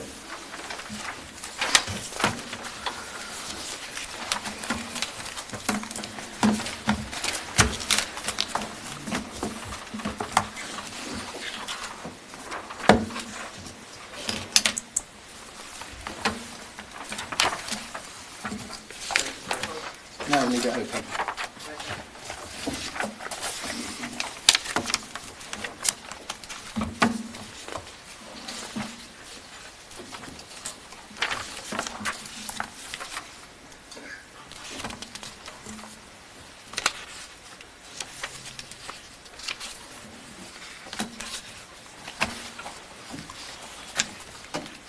We waiting for them to end the meeting. You're good. All right, so out of what we've seen here, you would like us to narrow it down to 2 groups to bring forward to the council, right? Correct. Okay. Does anybody have any initial thoughts that they'd like to share? Or I'll start. Okay, Brad, thank you. My personal opinion, amazing job, Marty, by the way. Like, Yes. those are 3 really impressive. Like, I don't think any of them will put us in a bad spot. So very agree. nicely done. I was Thank you. very impressed. That being said, I always give a little extra love to people that show up in person. Yep. And so my personal opinion is that if we were to narrow out one, would be the second one, the HKGI, simply because they didn't show up in person. And like the first group, they spent some time around the community. That was really cool. These guys brought a whole team of 5. They waited for an hour and a half to get to talk. Like, I just give a lot of to those 2, in my opinion. I'd say even in addition to not showing up in person, their presentation felt the most plug and play to me. I saw Marty literally over there just like, in my personal opinion, if I was to pick one, I would go with the last one. Personally, the whole reason why is because they weren't messing around, and they're so connected with us already. And I don't know. Maybe we have to go certain ways for certain bids. Like we can't always use the same firm. But in my opinion, they seem like they fully get what they're doing here, and they're fully invested in this. And even with that being said, they didn't just like goof around. They didn't, they were truly trying to get the business again. So my opinion would be to go with them, but I would definitely give the first one. And again, I think the second one they'll do a great job. It's just, all three are good. Might as well give them a little love for driving to Dayton on a Tuesday night, 5 degrees. Yeah. There was also a little bit of a red flag maybe with the first one after you brought up the civil thing, and then hearing the last group talk about how they want someone there from go, so that you don't present them with, hey, this is our beautiful, amazing plan, and then a civil engineer goes, we can't do that. For the river, you can't do that. The QA throughout the entire process to me was really impressive. Yeah. Because I thought it was a great question, right? Like, hey, is this something that and they already, they're just, it's built in, they're always going to be on top of it, which. That is impressive, yeah. I fully agree with everything you said. Anything to add to that, Carrie? No, I agree too. I like the first and third if we're putting two out there. I was discouraged that the second group didn't even, if they can't be here tonight, I get it, but they didn't even take the time to go to the park another time. That's why I asked. That was a great question. I knew what he was doing. So smart. That was what, I get that sometimes you can't be here, but you had since December to get to the park. And I just didn't even hear him say any of the buzzwords that we were talking about, like Premier Park or I don't know. They seemed very into cool architectural, artsy sort of things, which very impressive. Cool that you made a Swedish fence. That's awesome. Truly. Yeah, that stuff in Springbrook's really cool. But yeah. But also, it's maybe in my mind not what we're looking for. It's not going to drive I think that they showed too many examples. They padded their presentation with too many examples. They didn't talk specifically about Elsie Stevens enough. Yeah, I would agree. So that is, I guess, if I have any question, it would be for you, Marty. You're the one who's going to have to work with them the most. And it goes a lot by feel. I think that all of them are qualified. So who do you see yourself working with? I would like to know. Do you want the rest of the row to talk before you? I guess that's true. I should let, sorry. I'm all about building relationships and stuff, and having a relationship with somebody that delivers all the time. I think that our experience with Paul Kangas has shown us that, a smaller place where you're relying on subcontractors to do this and do that, and that you're always not their top priority. They've got their own business to work through. I noticed that Design Tree were on 2 of the presentations as a consultant. I don't know how they manage that, if they're able to. They're obviously hawking themselves around to do other business as well as their own business. So that was kind of a red flag. I like the scope of MSA's staff. I think that is really impressive. They've shown that they can take a project from concept to build, which is, for me, is huge.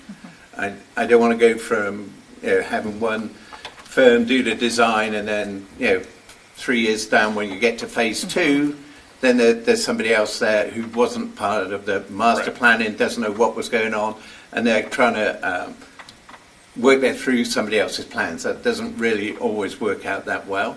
You can tell she was passionate about getting it all the way done. Oh, yeah. And I've worked with MSA on a number of things. I think they've done a pretty good job with everything. They've gone over and above what their scope was initially. I don't want to sound like I'm in love with them, but they've done a good job for the city. And so, well, I knew you had worked with them, either. so I think wanted that's to know the bigger, if you enjoyed working with them. 100%. Like everybody can sound good, and all 3 sounded good. Right. 100%. But you actually know, and ultimately it's coming down to you anyways. It's going through a lot of the day-to-day. So if they are doing the job, why do we need to change? you know, and I like the idea of just more having a feel of the entire park then. Like they've known this whole thing all the way through and everything that's happening with the river and all that. Like they just, and they've been kayaking in November.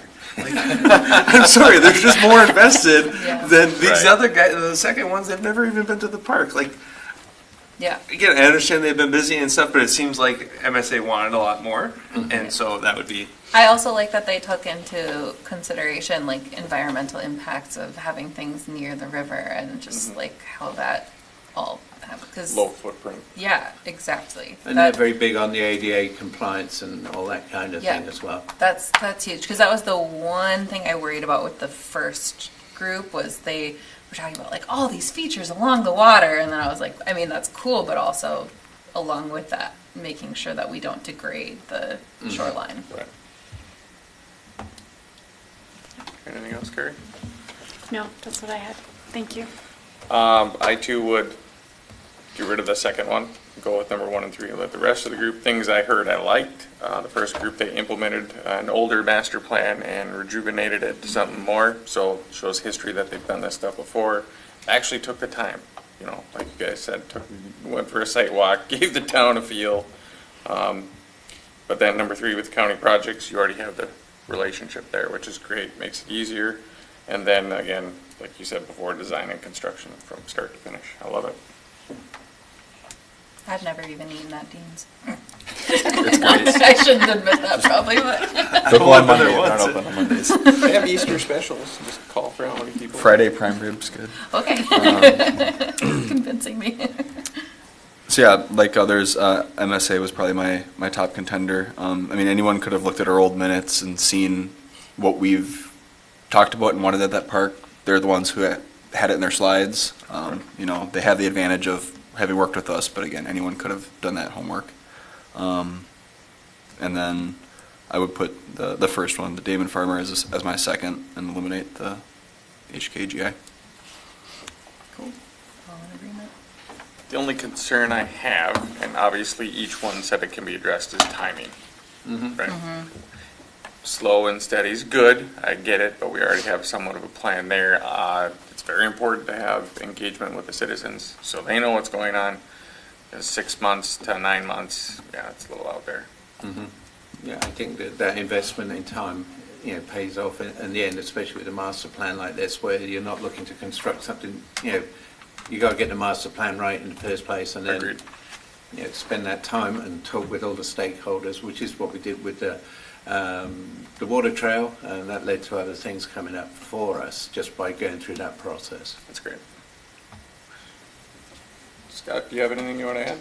My biggest thing that I gathered from all three of them was, and there's a critique here too, the first Farbor, Damon Farbor, he mentioned 10 weeks to have that plan done. That is getting after it. Where currently we've been waiting a year and a half, and we have nothing really. I mean, totally disappointing. I mean, extremely.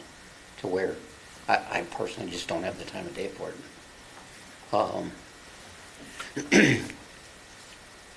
I don't know that. I mean, the real strike against them was the fact that they haven't visited the park on the HKGI. That's really disturbing. I mean, we're asking you for some work, and you don't even have the time to go out there and look at it. So, I agree with you, with all of you, that would be the strikeout right there. As far as the other two, I think either one of them are capable. I like the speed from the first one. Now that's me because I'm extremely impatient about it. I like that too, and I want to It makes me weary at the same time. Yeah, though, I wondered but if they're accounting for the necessary meetings or open houses, or if that's just like, if everything goes perfectly, it could be 10 weeks. Yeah. Is it really usually 10 weeks though? If I was an engineer, I'd have this done in 4 weeks. I mean, I think let's get after it. I mean, I'm not sure they had that much community engagement involved in their plan. They said they did. Right. But they Whereas could make that's where that the change. third one to me was really great because they had great community engagement. And the one thing I thought was interesting, so the third one was less expensive than the second one, I think that like 13 or 14,000 less. Yep.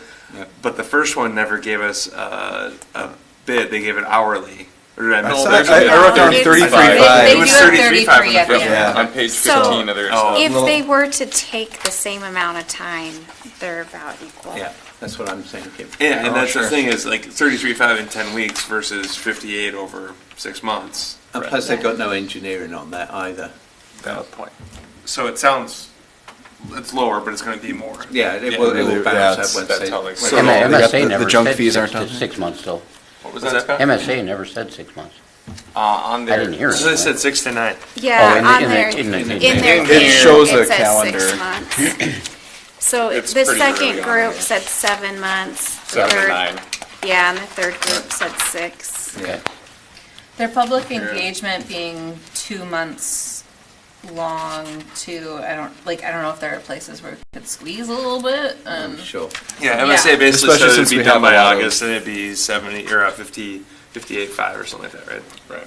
Well, to your earlier point, Brad, we have a lot of ideas. We don't need to go back for ground, from ground one, so. Well, that we was can have the some one- public engagement, like this is what we've come up So with, that's the- final thoughts, feedback. Yeah, that's the one thing that's why group 1 could do it in the 10 weeks, I think, is because they're focusing more on the stuff that we've already done. And I think that they're probably just going to draw some concepts up. You'll probably get 3 drawn up concepts. I don't know how much, is this able to be built? Thought processes in there as well, so. Yeah, right. So, yeah, I feel like I'm strongly leaning towards the third versus the first, but if we want to put up 2, then first and third. I think that goes across the board. Yep. Yep. If we had Agreed. to pick 2, we pick 2. If we could pick 1, we'd pick 1. Okay. So, okay. I'll try and figure out why you're putting that in the staff report. Scott, did you have anything else? No, not really, no. Oh, I mean, have you guys, one thing we were challenged, I don't know where it all went, but council was asked to make a little drawing on what they thought should be there. Have you guys actually done that? I'm not sure if I'm the only one that drew a map of that park or not, what I would like to see there. Yeah. We did it in person like over a year ago. Yeah. Okay. Yeah, we walked it. We walked it, talked went about through it. the restaurant, we Yeah. talked about doing a music venue. We talked about, mapping out all the different Top spots. Climbing the silos, it was great.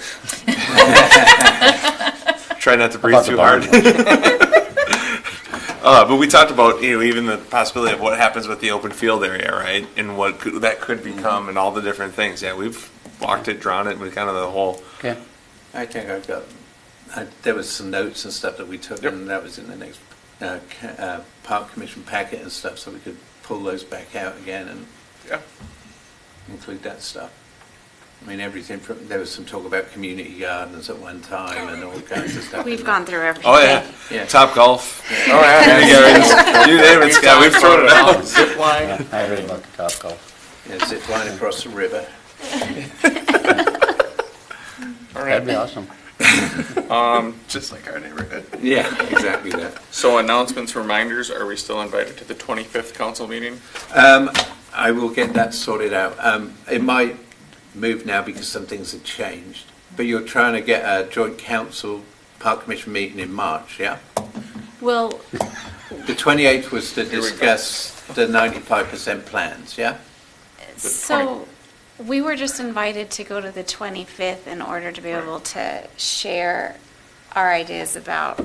The master Yeah. plan. We're talking February, right? February Yeah. 25th, Yeah. the 6 o'clock The sooner the better. council meeting is what we were planning on Yeah. attending. Yep. Right, and then we had talked about our March 4th meeting being a session for Yeah. us to just, a work session. A work session with the council is what you were looking for, No, yeah? just No, us. just Just us. wanted to prepare before we went to the council. Oh, yeah, you're right. So we wanted a work session, yeah, just us. And Arbor Day. That was Arbor another Day. big thing, yeah. So are we going to the meeting on the 25th and still doing our meeting on the 4th? Is that the plan as of now? Until Yes, we hear let's otherwise? stick with that plan. Okay. So the meeting on the 25th is That at, plan. the meeting on the 25th is at 6 PM. Okay, It's here. good to know, With 'cause council, my correct? Sure, Dayton it's not email is not 6:30. working right now, so. Oh, fun. Is I haven't city- heard about it yet, but You will. Surprise! Welcome to the party. Council is last to know on everything, Okay. just so you know. And Well, then, he is first to the and then we'll have our. Gotta make sure it's really good information. And then share it. we will have our standard meeting here on Tuesday, March 4th I'll at be here on the 6:30. 4th, though. I won't be here on the 20th. Oh, that's right, you're on vacation on the 25th, right? Yeah. She can dial in though. Yeah, I'm not dialing in, sorry. Absolutely Start not. the poll away Please from do me. not. One Okay, time. any rest of it? 6:30, awesome. One time. Any other announcements? Fantastic. I'd call for a motion to adjourn. A motion? I'll second. All in favor? Aye.